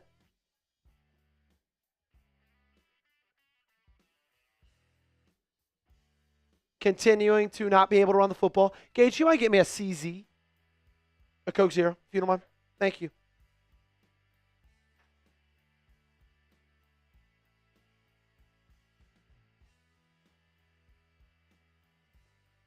Second down and 10 for Alabama. Simpson in the shotgun. 38-yard line. Fires. Middle of the field. Finds his tight end. It's good for 7. Thank you. I had a Diet Coke earlier today. So 2 sodas in a day. Call me crazy. Diet Coke is 10 times better than Coke Zero. 10 times better. Me too. Better than both of them. 3rd down and 2. Oklahoma needs a stop like they need air. Alabama, 1 for 7 on 3rd down. However, their average is about 7.3 yards. Trips, bunch, right. Middle hash. In the empty. Ty Simpson, happy feet, rolling out to his left. Squares up. Makes the throw downfield. It's dropped. Germie Bernard, wide open. Would have been at the 22. There is a flag.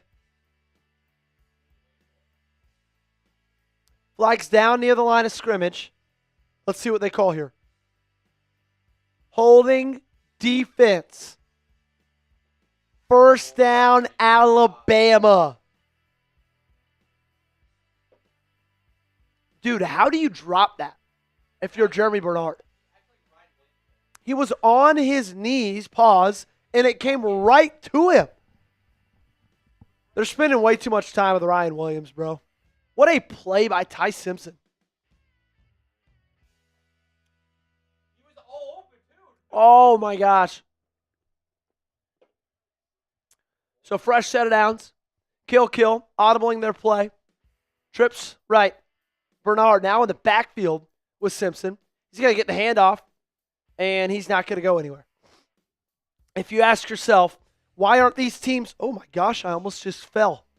If you ask yourself, why aren't these teams running the football? Well, they can't. Both of these teams. I cannot believe you dropped that. 2nd down and 10 for Alabama.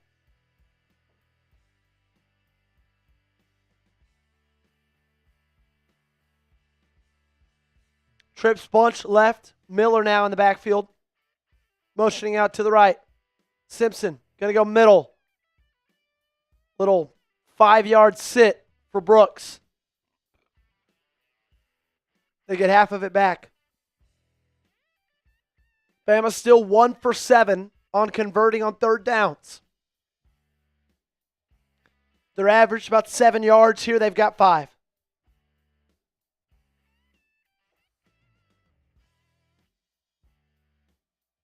OU needs a stop. They need a momentum. Off of Alabama. Shotgun. 39-yarder. Simpson.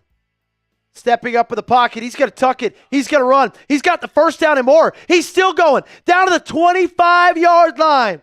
Ty Simpson using his legs. Big pickup. Wow, the biggest change I've seen from one half to the other is the offensive line of Alabama has been phenomenal in the 2nd half. Ooh, maybe a hold there.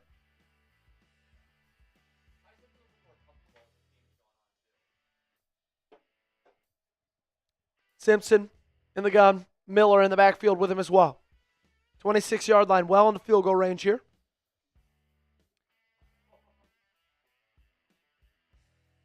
Simpson fires off his back foot, complete. Lord Buddy Bear. Lord Buddy Bear, do you want it out of Alabama or Oklahoma? Which one? Alabama or Oklahoma. I get it. They look the exact same. Shotgun trips left. We'll get Lord Buddy Bear's super chat up on screen in just a second. Empty. 2nd and 6. Your goal right here. Make 3rd down more manageable. He says Oklahoma. Simpson stepping up, firing, checking down. Another drop. That is like the 5th drop from an Alabama pass catcher.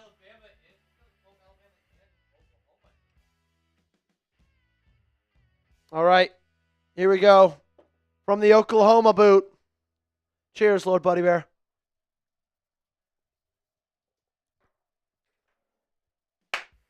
Boomer Sooner to you, my friend. 3rd down and 6. Man, it just seems like they cannot avoid 3rd down and long. 2 for 8, 25%. They're going to do what they do worse. Hand off the football, and it doesn't work. They get maybe a yard from Jam Miller. Field goal unit comes out. They can make this a 10-point game.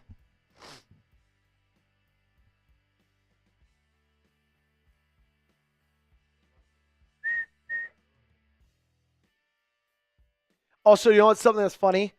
My dad texted me, and he said, why do Kalen DeBoer and Brent Venables look the same? And I was like, I literally just said that. 40-yard attempt, left hash, up. And this one's dead center. Bama extends the lead to 2 scores. They go up 10 on the Oklahoma Sooners in Gaylord Memorial Stadium. 27 unanswered from Kalen DeBoer's Alabama Crimson Tide. Now, do you know who's more upset about this than almost anybody, Gage? Nope. Think about it. Michigan. They're probably more upset about this than anybody. You think they had a real chance of getting Kalen DeBoer? I don't know if they had a chance, but they probably thought they had a chance. If they win this, I would have personally said it's not going to happen. I didn't think it was going to happen. But now it's definitely not going to happen if they win this game. Because what? The earliest they're playing is New Year's Eve? Transfer portal opens January 2nd. Alabama's going to play New Year's Day. Great. New Year's Day. Yeah. January 2nd. The day after that. If the score holds. Is when the portal opens. If the score holds. I mean, if the score holds. If Alabama wins. But here's the thing. I would love to. After hearing about all those rumors about Kalen DeBoer possibly going to Michigan, I'm not going to lie. I would be interested to see if Alabama lost, to see what would have happened with the rumors, where that would have gone. I wish he would have. I don't think he would have, but I think it would have just been fun. I would be for being a Penn State fan playing Michigan next year. I would not like that idea in my eyes. I mean, I would rather play Judd Fish next season against Matt Campbell, but we'll see. Lord Buddy Bear said I was gonna say Sam Brown. That's what I was thinking first. That or Durham. That was not a bad guess. Sam Brown is there right now. He's probably pissed. And I can imagine he is stewing, as they say. He's stewing. But imagine Oklahoma, like their 5th appearance in the college football playoff. That's up there. I know Alabama, I think it's their 9th or 11th in that range. But they have yet to win a playoff game in the college football playoff era. Say it again? Oklahoma fans must be frustrated when it comes to CFP because they have yet to win a playoff game. Yeah. And this is their 5th year in the playoff. Yeah, and people thought this was going to be the year for them to do it because, legitimate defense, Bama was reeling. Game's not over. We've seen a bigger swing already. But it feels like feels like Alabama's got a lot of momentum. They've taken the wind out of Oklahoma sails from that one key drive you talked about back in the first half. That's when it changed. Hulk Hogan says these refs need to be held accountable. I don't know if I've seen many bad calls. Judging as an unbiased third party that, frankly, I don't like either of these teams, really, I feel like they've been plenty fair. That was a late hit by Oklahoma. like I don't have any I don't have any hatred for any of these teams really, but like I said, unbiased fan, it's been pretty fairly called on both sides, I'd say. Yeah, I think so too. Oklahoma needs some swag back. Yeah, they need some swag back.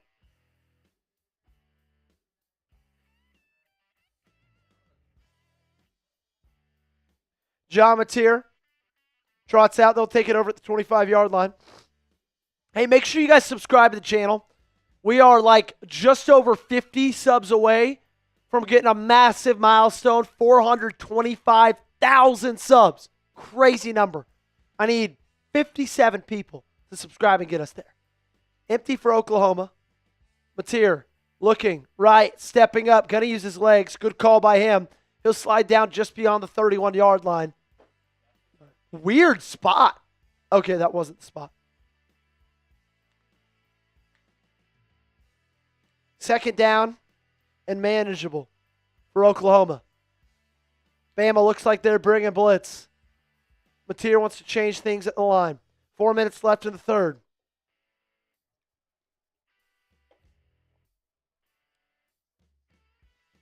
Pistol.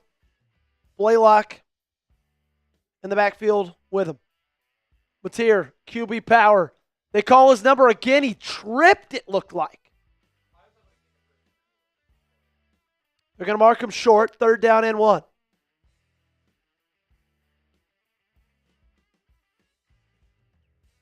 There we go. Nice little uptick. 52 away now.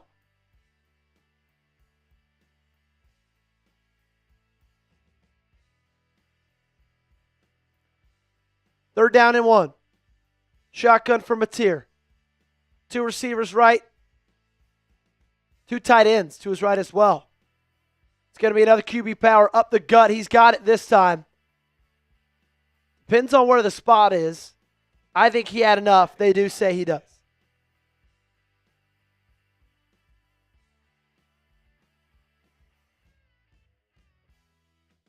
Yeah, that's a good point, Lord Buddy Bear. If Bama could run the football, this would be a very different game, but they can't.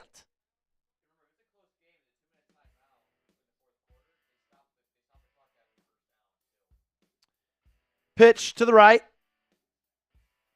And he's going to get about 3 on that. You know who's been maybe one of the biggest disappointments in transfer portal this year?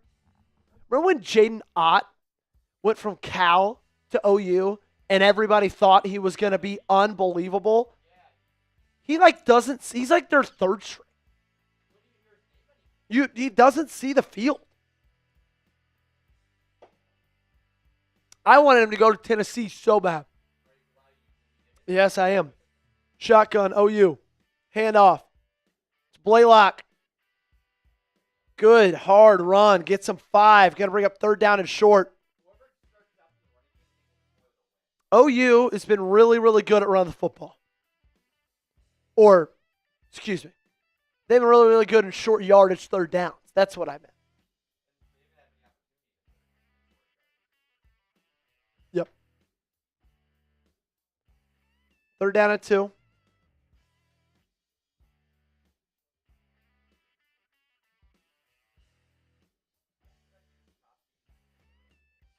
Shotgun for Oklahoma. Sategna in motion. He's been quiet today. Boot, right. Great pursuit. Checks it down. Blaylock got the first down. What a great play by John Mateer. Across his body, rolling out to his right, almost out of bounds. New Year's Day, Gage, is it on a Friday or Thursday? Thursday. Yeah, you're right.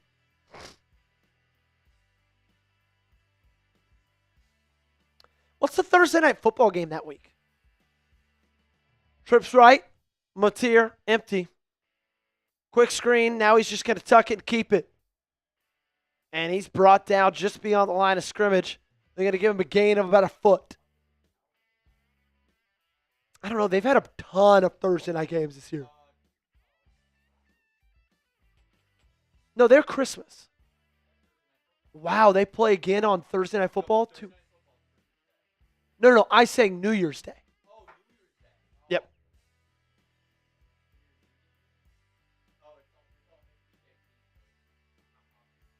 Oh, gotcha. They don't know it yet. Gotcha. So we're going to round down the third quarter. And we got one more left, ladies and gentlemen. Get those fours down below. Big pivotal drive for the Oklahoma Sooners. Can they find the end zone? Can they find some points? They need to, and they need it bad. Get those fours down below for the fourth quarter. 15 minutes left.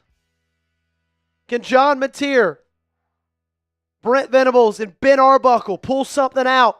Can this defense come up in a way that they've been able to come up all season long?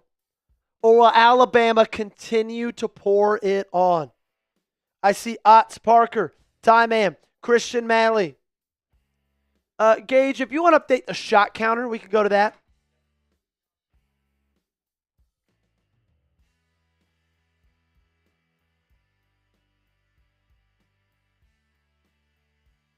Honestly, 2 hours, 26 minutes in, 36 minutes in, through three quarters. Dude, for college football, it's lightning speed. Lightning speed. Yeah, it has been. Oh, yeah, it's been an awesome game. Like, for us, I would love Oklahoma to punch it in right here. Make it 24-27. Would love that. We are unbiased. We just won a good game. That's pretty much it. Oklahoma dominating the shot counter. Alabama don't even have any on the board. Alabama fans getting run out of the building by OU fans. Lisa saying, get that adrenaline pumping. Let's get it going, Joey. Let's get it going. Let's ask them who they got. Let's take the pulse of everybody in the chat right now. Oh, you got it. We're pulling it up right now. Let's take the pulse of everybody in the chat right now. Who you got, Bama or OU? You type those Sooner? Bamas or type those OUs. Are you Boomer Sooner or are you Roll Tide, baby? Or are you Roll Tide? Let me know right now in the comment section. Has Oklahoma not scored since the first quarter? They have not scored since the first quarter. That's insane. Alabama, I don't know if they've crossed the 50 since the first quarter. Did they? I thought they just crossed the 50 in this drive. Are they? I don't think so. Oh, they're not yet? I know they're driving a little bit. OU, Bama, OU, Bama. They got 50 Cent? In that first round game? That's awesome.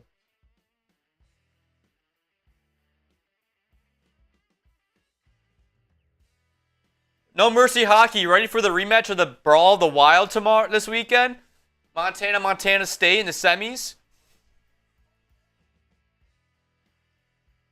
Wow, that's pretty awesome. Dude, and Bama, the energy. Dude, Bama's going to win by 30. They look juiced right now. They got Ty Simpson. They're, golly. Go Dukes, it's Ponzi. Here we go. Ponzi says, go Dukes. I would expect Ponzi to say that. He didn't go to a real college Yes, either. Ponzi. Justin saying, Roll Tide. Dude, how'd they get 50 Cent? That's kind of electric. I'm not going to lie. Dude, if I'm an Alabama fan, dude, I'm lit right now. I'm feeling good. 2nd and 10. Mateer, shotgun. No more mistakes from the Oklahoma side the rest of this game. OU brings 5. Mateer steps up, throws. Oh, they're going to throw a flag. 2 of them. Ooh. Did you think that was a penalty? Ponzi, your college credit from Texas Tech was a theater credit. It does not count. If anything, that should disband you from ever even discussing football. I don't think I would have either. He had his right hand on the back. Maybe I would have there. I don't know. If I'm a Bama fan, I'm probably pissed off about that.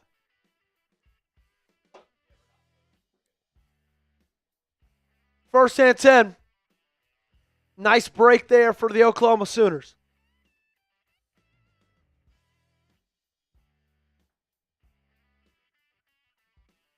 Mateer in the shotgun, trips right, 37-yard line for the Sooners. Drops back, fires, middle of the field. He's got a man, and that man's going to score. Touchdown, OU. It's Burks to the back of the end zone. 37-yard touchdown. So they take advantage of the DPI. And we've got a ball game. Their first point since the first quarter. What a great time for it to come. Now can their defense step up? I wouldn't mind either. I wouldn't complain.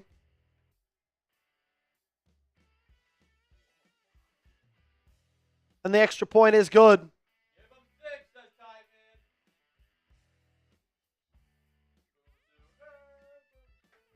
What a throw by Mateer, man. Zone coverage from Alabama. He just threads the needle. Looks like it's a little bit of like a Y cross.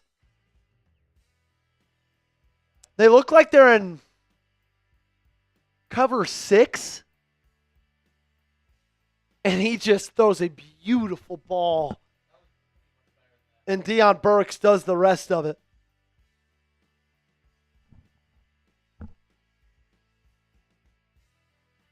That's John Mateer's best throw of the day. That might be John Mateer's best throw since his hand surgery.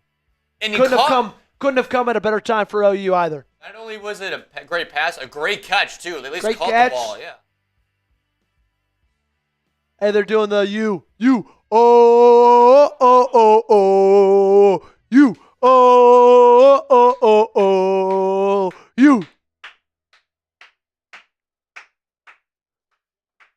Okay, is the momentum turning?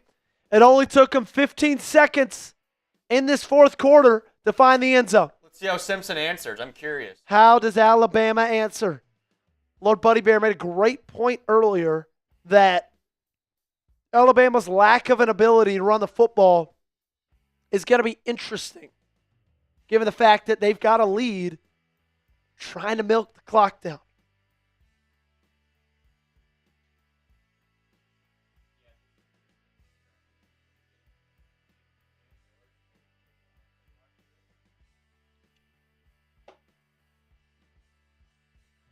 Both of them not that great. Jem Miller, under 3 yards a carry. However, he hasn't really even been their lead back. They've gone with Daniel Hill a little bit more. Looks like they're going to go to Miller here, though. And he continues the trend. He gets a yard. And OU feeling themselves now. D-line is tough, man.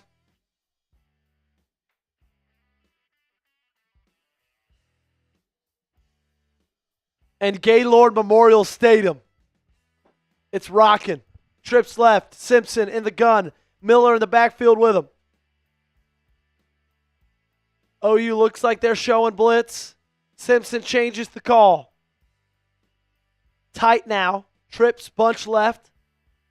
From the 26. Great blitz pickup by Jem Miller. Simpson down. It's caught. Horton hauls it in at the 37-yard line. What a response by Ty Simpson. And what a catch by Horton. Beautiful ball. $5 super chat from Justin Tolman. Says, thanks for calling the game, Justin, of course. You want a shot for Bama or Oklahoma? Let me know in the comments. Handoff, Miller. Again, nothing doing. He loses one there. Wow. It was 2nd and 10. Felt like the momentum was creeping back to the Oklahoma side. And then Ty Simpson just delivers a dagger. 13 left in the game. Simpson to the gun. Trips bunch left. At the 38. Looking to the sideline again. Looks like they're going to change the play at the line.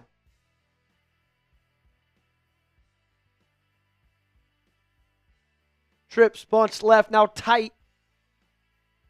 Pitch out to Miller. Proctor misses a big block there. Ball's on the ground. Ball's on the turf. That's a mouth guard. Who comes up with it? They're going to say Bama does. 2nd down. Or 3rd down now.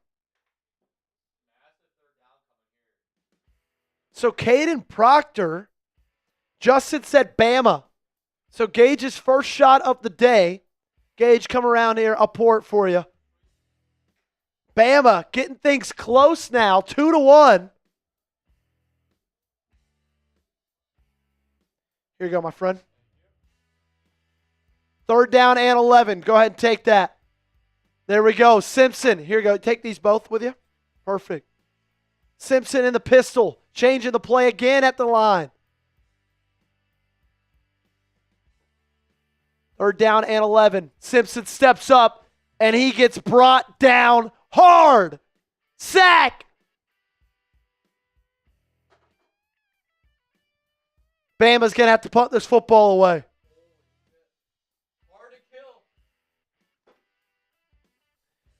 The defense stepped up when they needed to.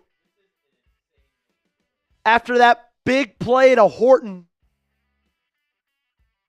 Just great coverage, too. There's nowhere to go, man.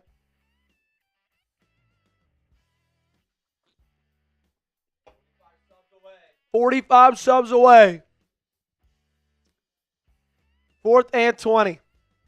So if they would have just gotten out on 4th and 10, it would have had about a 52-yard field goal, 59-yard field goal, excuse me, to think about.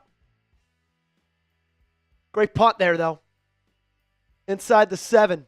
It's going to be Mateer again. They just drove 75 yards to the end zone. They got a great kicker, too. Realistically, they just got to get this thing to like the 38. From 55, he's good. Trust me. I saw him do it twice against Tennessee. Also, shout out. I know we showed it already. Thanks, Justin, for that 5. Appreciate you, my friend. Really do. Yes, good call. We got to talk real quick about our awesome sponsor of the show. Last shout out to our great friends over at Prize Picks. It's the holiday season. We got 6 days until Christmas. And Prize Picks is the best place to get in on out of the action because it's the best time of the year for sports. Bowl games, basketball matchups, playoff pushes.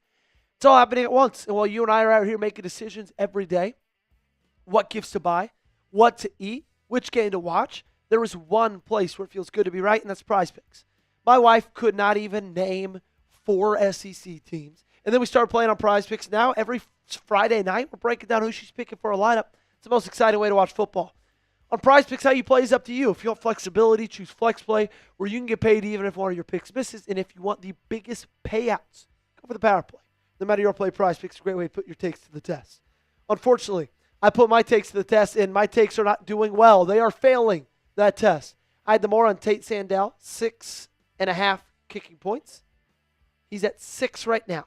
So, that one not terrible. However, Ryan Williams, 0 receiving yards. Ty Simpson, probably negative 15 rushing yards. So, yikes. Download the Prize Picks app today and use code CLNS to get $50 in lineup after you play your first $5 lineup.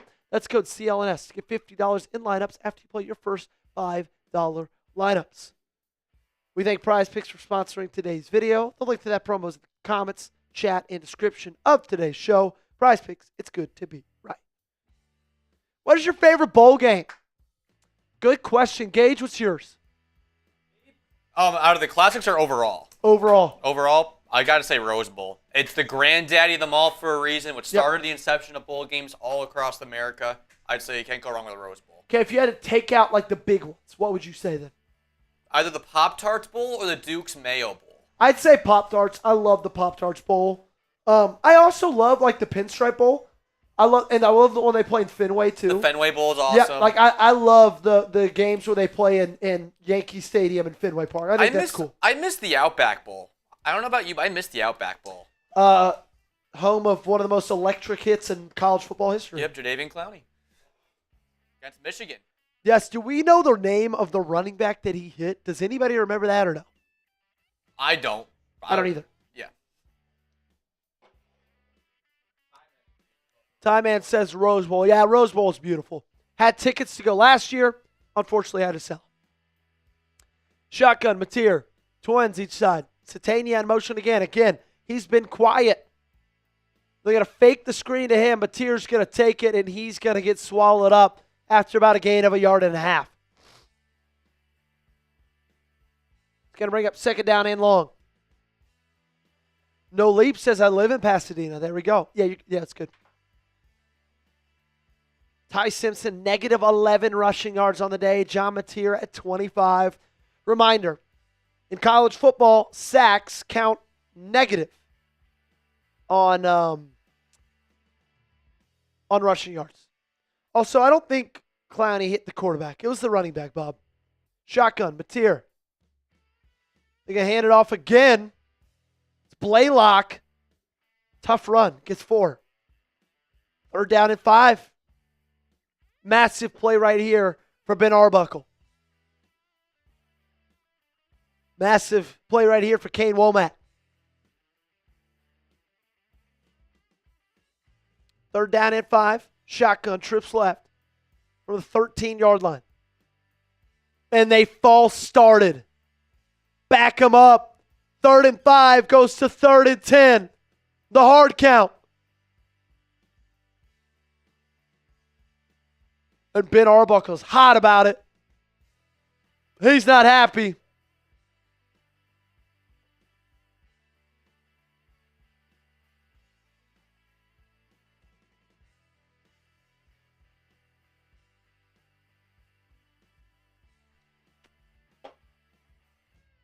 Third and 9 for OU. It's a long 9, too. 50% on their third down conversions to Alabama's 20%. Bama brings a blitz. Good protection. And it's batted down at the line. Incomplete. 3 and out. Bama's defense comes up big.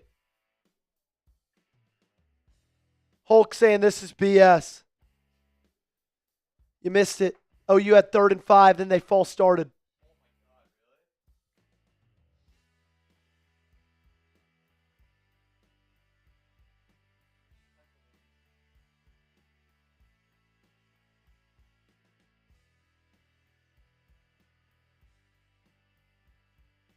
Miller out to punt. Now, reminder, Alabama's blocked a punt already, and he's in the back of the end zone.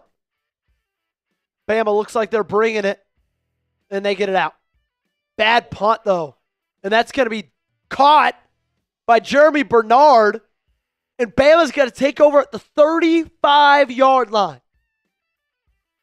So, Gage, there's 9 minutes left. Say they find the end zone here, and there's 8 minutes left, and OU is down 10. Would you say this game's over? Like, could they put a nail in the coffin with a touchdown here? No, I would not say it's over yet. I mean, even though OU's only scored 1 touchdown in the last 35 minutes? Yes, I would still say it's not over yet. Anything can happen in the playoffs. I don't know. I'd have to be convinced. Bama, in my opinion, has a good chance to at least put the door to a crack. Handoff. Hole. Wide open. Hill. Pickup of 7 on first down. One of Bama's only good runs of the day.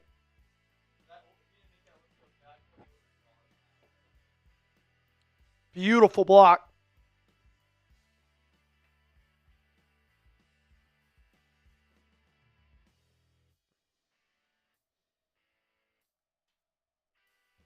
Shotgun, Hill in the backfield with Simpson again. 2nd down and 4. Tight end in motion. Hand it off. Oh, no, he's going to keep it. Simpson. He's going to go Germie Bernard with one of the most ridiculous catches I've ever seen. Over his back. 1st down at the 5. Bama. Germie Bernard on his head.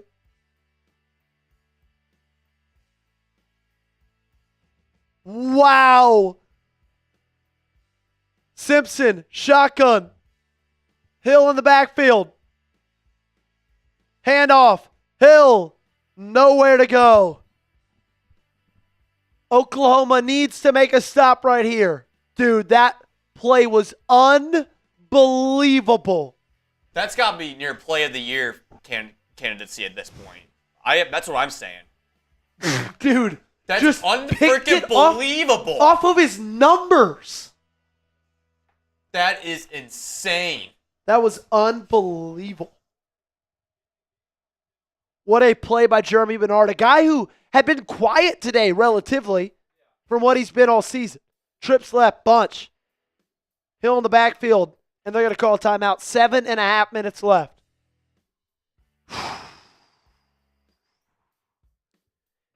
Have been the final blow. I'm not going. That catch might have been the final blow. I just don't think I trust Oklahoma's offense to score twice in 7 minutes.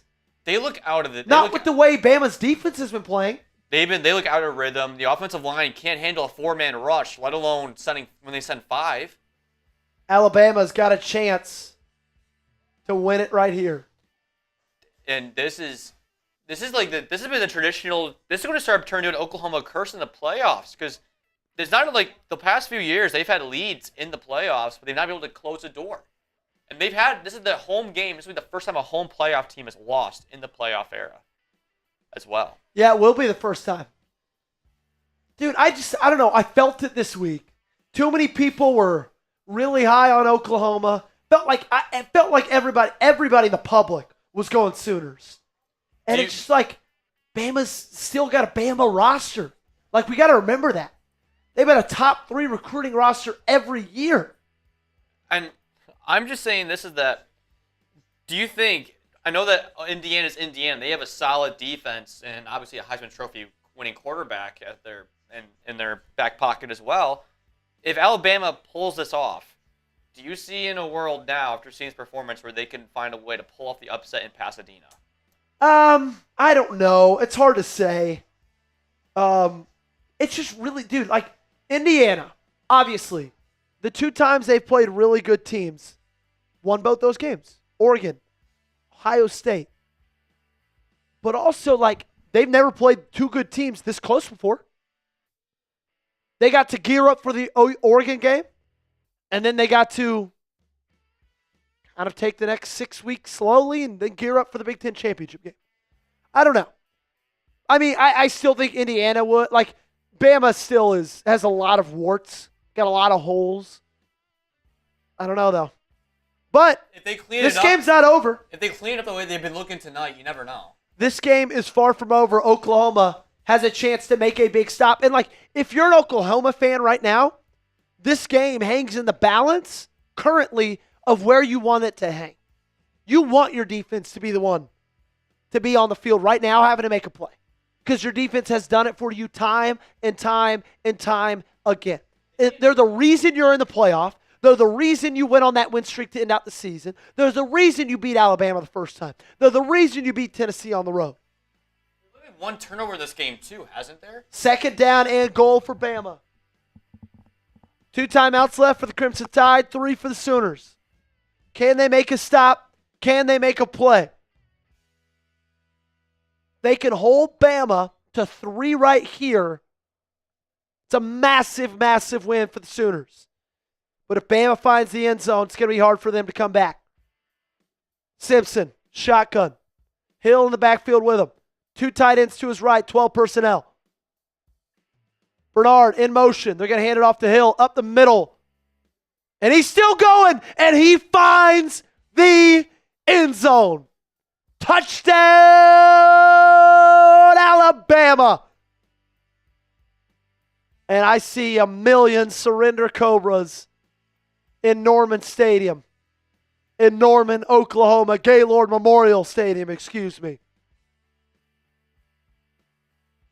They're an extra point away to make it 10. Can OU's offense do it? I think the biggest story of this game is this Oklahoma defense bowing down, letting up 34 points to an Alabama offense that has been, over the last 4 weeks, one of the worst in the SEC. And they come into Norman, Oklahoma, round 1, college football playoffs, and then the last 2.5 quarters, not even full game, 2.5 quarters, they put up 34. It could be game over. That could be all she wrote. And that game is going to be, that play right there by Germie Bernard is going to be the play of the game.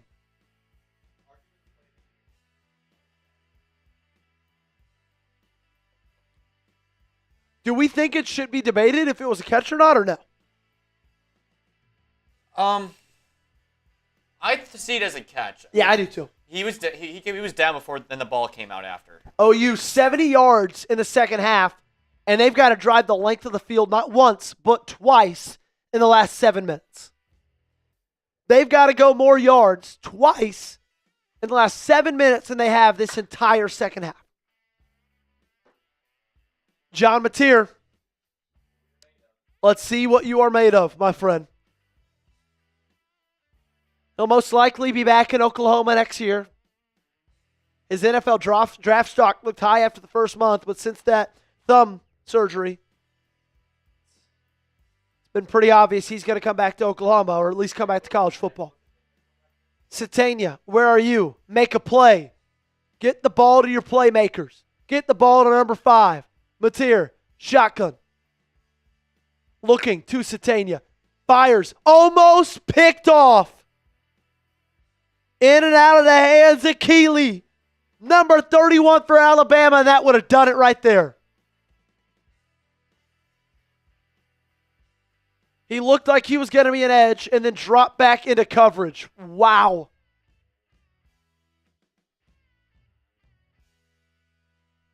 Mateer started off this game hot. He's Wein late. Trips left. Shotgun. They're going to do a quick screen. Burks, who just put it in the end zone. He's going to get 2 yards. It's going to be 3rd down and 8, and now the clock's running.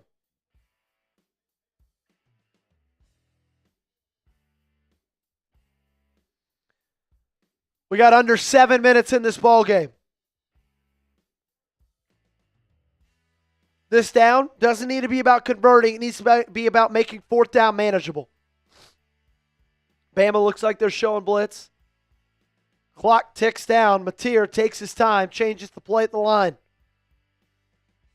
2 receivers to his left. Tight end receiver to his right. Mateer can't get away from the blitz, and down goes Mateer. Collins sacked him for a loss of 10 on that play. Just a little stunt from the outside to the inside, and the guard didn't see it.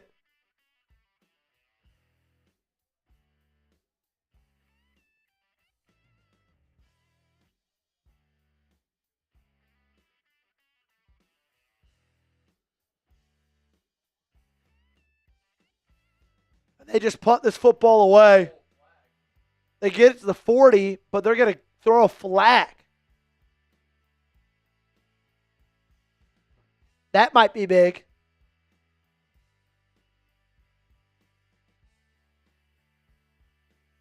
Holding on the return team, Alabama. 5:55 left in this ball game. Ooh, Gage. I don't feel good about the Sooners' chances. You need a stop. You need a touchdown. You need a stop. You need a field goal to take it to overtime. And their defense has not been struggling lately. Defense has been struggling. Offense has been bad. Less than 70 yards. And their offensive line can stop the D-line run. The D-line is winning the battle in the trenches on both sides of the ball. It's been bad for Oklahoma. I hate to break it. It has been bad for Oklahoma. I will say, the one saving grace for Oklahoma probably is the fact that Alabama still can't really run the ball all that well. So they're not going to be able to just rip off runs to keep the clock moving. So I think that's a positive. Something else that would be a positive is if you guys subscribe to the channel and got us to 420 or 425,000. We're 42 subs away. 42. Let's go. We need 42 people to hit that subscribe button. It's big, it's red, it's free. It locks you in for coverage of the NFL, the NBA, college football. We'll be live for every single game of the college football playoff, every single game of the NFL playoffs. This is the place to be, Chat Sports. We're growing, and we're not going to stop anytime soon. 40 more people. That's it. We got to get it to 425K tonight. Sub. Let's go. 39 away. 38 away. It's free. College football content more than ever on that channel this year. We've been crushing it nonstop. Love all 3 games for tomorrow. Quarterfinals. Anything you can want. We just need 36 more people. Just 36. That's it.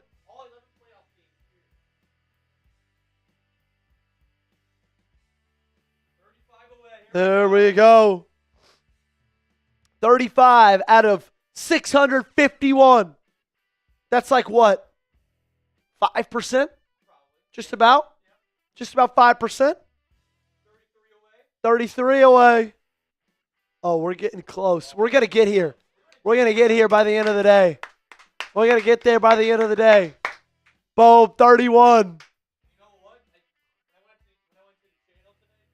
Yeah.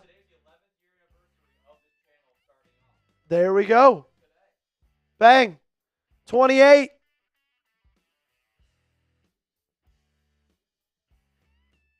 Yeah, I agree with Kirk. If I am Bama, I'm running it 3 straight times. I cannot believe they're down 17-0. They looked horrible. They had 5 yards in the first quarter. 26. Come on. Simpson under center. Single back formation. Trips, bunch, right. It's tight. 30-yard line. Horton in motion. Handoff. Hill. Great tackle out of Oklahoma. He gets 2.5. 25 more. That's it.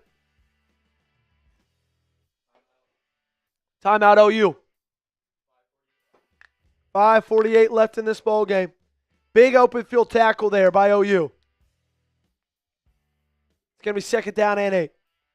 Feels like if Bama gets a first down here, I'm not going to say it's over, but it would be, chances will be grim for Oklahoma.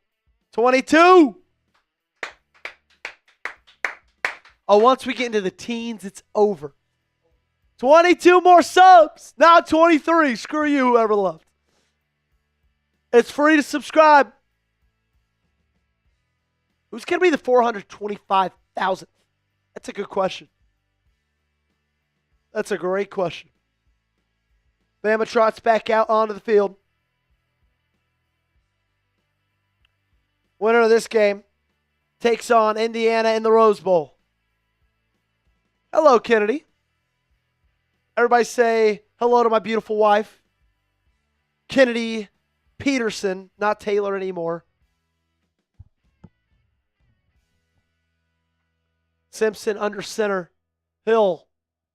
Offset. Single back. 32-yard line. Williams in motion.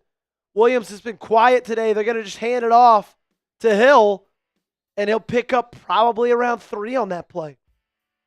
It's going to bring down bring up 3rd down and 5. 5:40 left in the ballgame. What's going on, Kevin? Lisa says, your wife is in the chat. Yes, she is. L.A. Kendrick Brown says, hey, Kennedy.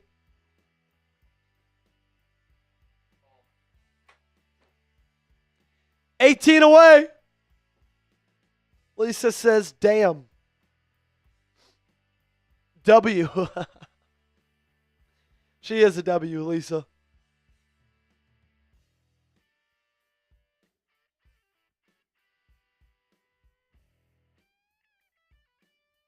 $18 more people to get us to 425,000.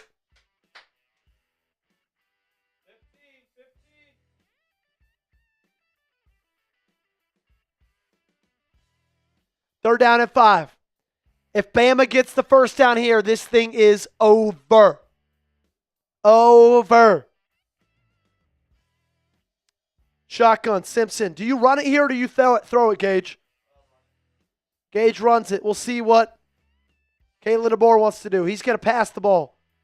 Ty Simpson, better off to just take a sack. Better off to just take the sack there. You just can't celebrate there. You're down 10. 5 minutes left.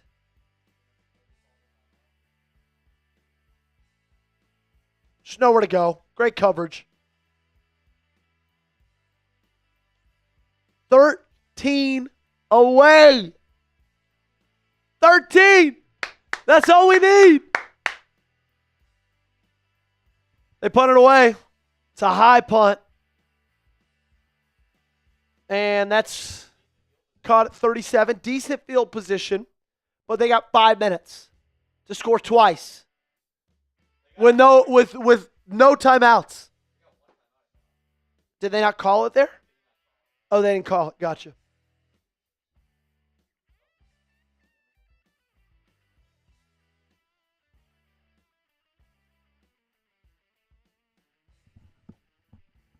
$12. That's it. John Batir, can he play Superman? They tell me about Sooner Magic. Is it real? Batir in the shotgun. 2 receivers each side. Got Blaylock in the gun with him. Great blitz pickup. Rolling out to his right. He's just going to throw this one away. Out of bounds.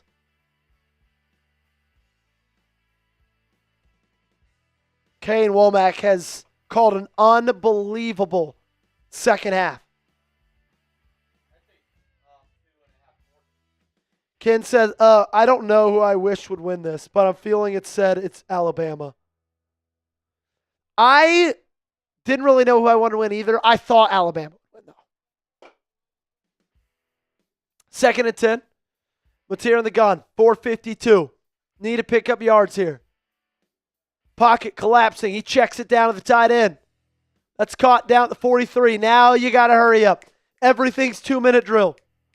If you're Oklahoma, everything's 2-minute drill.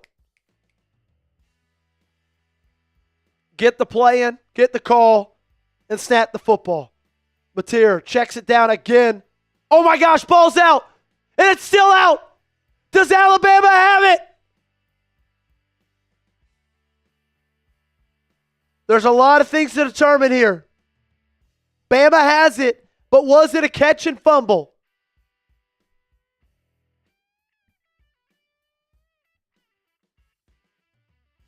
So they call it Bama football.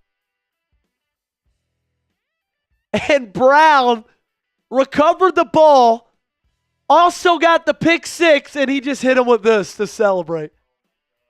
Let's see. Was this a catch? Ooh, I don't know.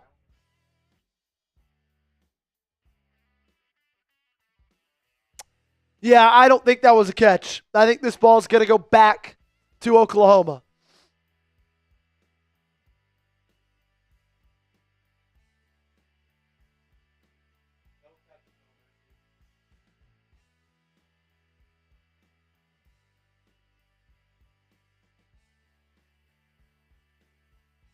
They call no catch. Oklahoma football.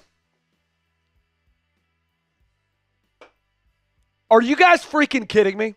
We're 11 subscribers away, and we can't get to 425,000? Is this a joke right now? We just need 11 more subs. Come on, I know there's 11 people out there that have not yet subscribed. Come on. Let's do it. Come on. Let's get that ticker more. dancing. Let's get a number dancing, people. 4th and 5. This is the ball game right here.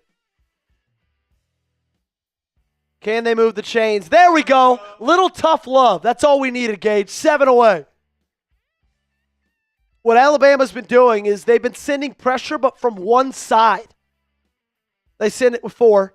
Mateer flushed out to his left.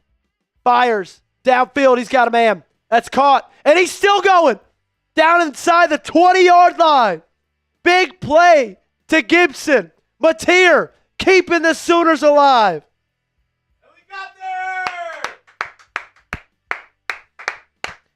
There we go, baby. Gage, send that in, my friend. 1st and 10. Mateer, shotgun. Looking left. Rolling right. Checks it down again. Blaylock caught. Pick up about 4. Clock keeps rolling. 3:47 left in this ball game. No, LA, I'm not, my friend. And thanks, Kevin. Mateer, flushed out of the pocket. He's got nowhere to go. Try to escape. He can't. He's sacked. Loses 3. 3rd down and long.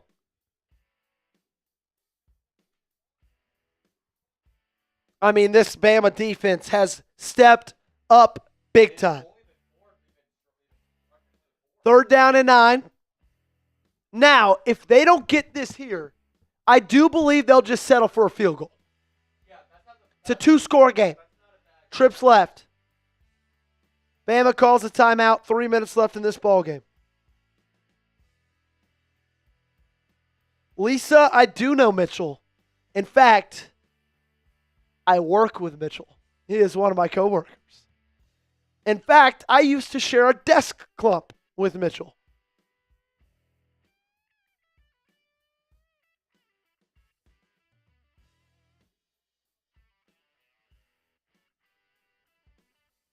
Is Sooner Magic still alive? That's the question. OU down 10, but they got the ball around the 18-yard line. 3rd and 9. 1 timeout left. If they don't pick up the first down right here, most likely they'll settle for a field goal. Look to get a stop because the 2-minute timeout is still in their favor. Trips, right, pressure. Mateer's just going to throw this one out of bounds. Just a jailbreak for Oklahoma. Mateer didn't have half a second to make a decision. All-out blitz. And he was untouched. So it's Tate Sandell. At least this could gauge, or it could also make me get 1 on my prize picks. 36 yards for Sandell. He's 2 for 2 so far today. Oh, excuse me, 1 for 1. But that one was from 51. On the left side, 36. He missed it. Sandell missed it. And Sooner Magic is dead. They had to have it, and he couldn't give it to them.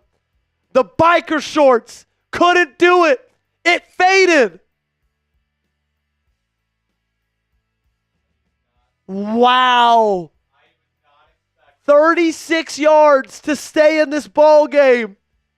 And the most automatic in OU football history. He misses it.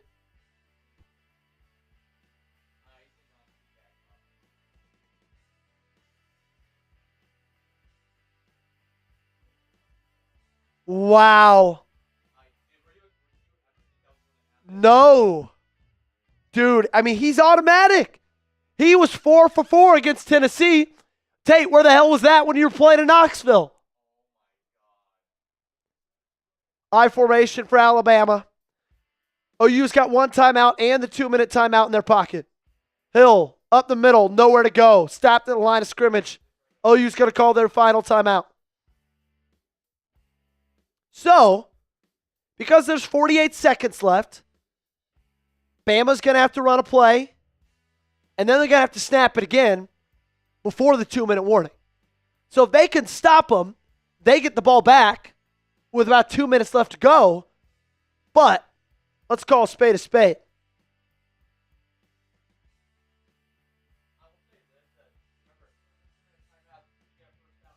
Let's see.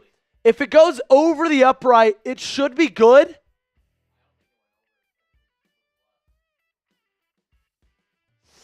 I don't know. Let's be real. They weren't going to win the football game.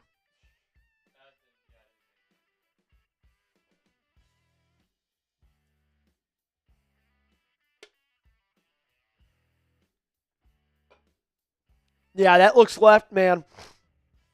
That looks left. So Alabama, one timeout left. OU's out of them. 2 minutes, 48 seconds left. They pick up a first down. This game's over. Hill in the backfield, trips, bunch, left. Horton in motion. Handoff Hill. He loses 4. So they will have to snap the ball before the 2-minute warning. And it's... So that means for them, should they throw the ball? They could throw the ball.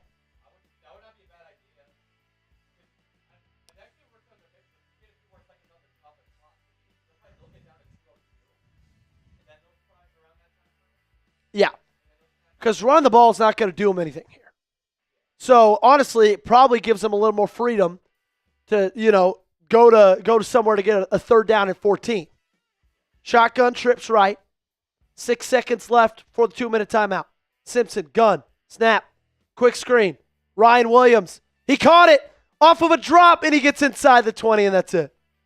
Wow, he almost dropped that. That's crazy. So, the 2-minute timeout comes, minute 57, 4th down, and Alabama's going to put this football away. Dude.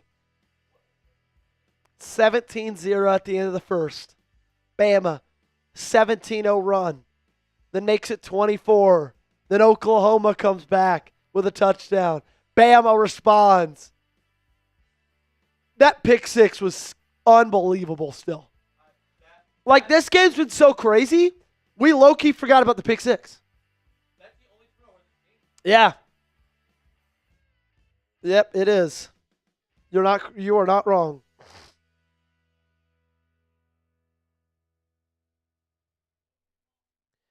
So Alabama, most likely, if this score holds, which we believe it will be traveling to Pasadena to take on the Indiana Hoosiers. Last time they played a Big Ten team in Pasadena, it did not end well. In fact, it was Nick Saban's last game ever as the Alabama head coach, as they lost to Michigan on Michigan's way to win a national championship. On Michigan's way to a national championship, which could not get the snap down. Snap was a big, big problem. Do you remember the name of their center? Seth McLaughlin. Transferred to Ohio State. Yes, he did. I think the story of this game is just the Alabama defense really coming to play after giving up 17 points in the first half. Only a touchdown. Last 45 minutes. I think we nailed the turning point of the game, though. It was that drive after the Alabama touchdown. Well, yeah. The drop pass. The drop pass. Obviously, it was the pick six, but, that's too obvious of a one. But, yeah. Dude, that's dropped. Because the next play was a muffed punt. Yep. That dropped touchdown pass would have been great. That would have made it 24-7. Oklahoma. Yep. And that would have changed all the momentum of the game back in Oklahoma's favor. Shoulda, woulda, couldas, man. Shoulda, woulda, couldas. Oklahoma came out hot, but it was artificial. and Alabama is going to be the one that's going to win this football game. The thing is unfortunately, football games are longer than 15 minutes. If they weren't, Oklahoma would have won this football game. They'd be in Pasadena. But, unfortunately, they play 4 quarters, not just one.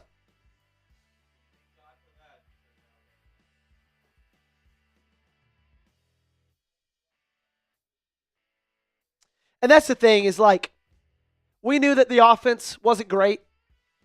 And they've been put in a spot now where they've, had the ball with time left. And they've just done nothing. They're going to have less than 100 yards the entire second half. Punt is away for Alabama. Returnable from the 31. Great return down to the 48-yard line. Minute 47, no timeouts.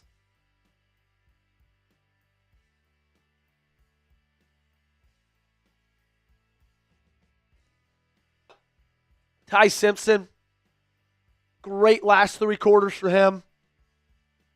I don't think it needs to be lost on anybody. The fact that Oklahoma's defense, who had been one of the best, not just in the SEC, but in the country, Alabama put 34 points on them in the last 3 quarters. Mateer, shotgun, trips left. You'll see no run plays. You will only see pass plays. Fires, check down, out of bounds. Gets about 5 there. Kevin, we got there, my friend. So Brent Venables' season will end here. Let's call it what it was. Overachievement, I'd say. I don't think anybody saw 10-2. Mateer, shotgun, dropping back.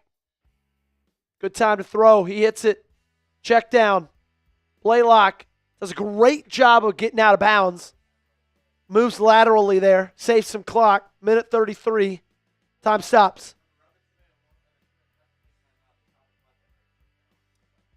Yep. So, you're going to have to get an onside kick anyway. If you feel like you're in field goal range, do you just kick a field goal? I would normally, depending on how Sandell's doing. He just missed that one earlier. Yep. Sategna in motion. Mateer in the gun. 2 receivers each side. Sategna's in the slot on the right. He's been quiet all day. Mateer checks it down to the tight end. He gets down to the 33-yard line. Second down. Minute 23 left. They're going to spike it. Third down and 6. Looks like they're going to kick the field goal. Kick the field goal. Try to get the onside kick, because then all of a sudden, your offense has the ball with a chance to tie it with a minute left. If they make this right here, this onside kick's going to get spicy, baby. So Sandell, he's made from 51, missed from 36. This one's from 51. It's pretty much the exact same spot he kicked it from last time, just 15 yards back. Snap good, hold good, kick up, and that's dead center. Oh my gosh, it's short. It's short by about 10 yards. And Alabama is going to take down Oklahoma in Norman. Just when everybody counted them out. Everybody was talking about Kalen DeBoer to Michigan. Okay, maybe exaggeration. It was short 10 yards. Probably short about 40 yards, though. Alabama. A little bit of a revival, and all of a sudden, you might have to start taking them a little more seriously than we thought. What a game from Kalen DeBoer in this offense. What a final 3 quarters from Kane Womack in this defense. Alabama outscored OU in the second, third, and fourth quarters 34-7. And Oklahoma's season ends right there. Wow.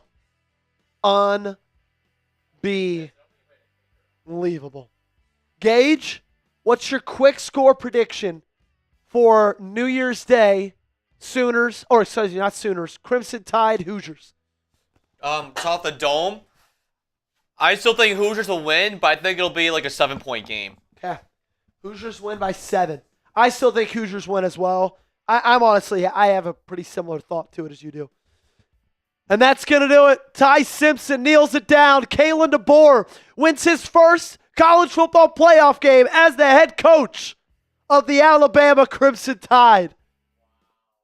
And for everybody that said last week they shouldn't get in, they shouldn't do it, Bama proving the CFP committee made the correct decision.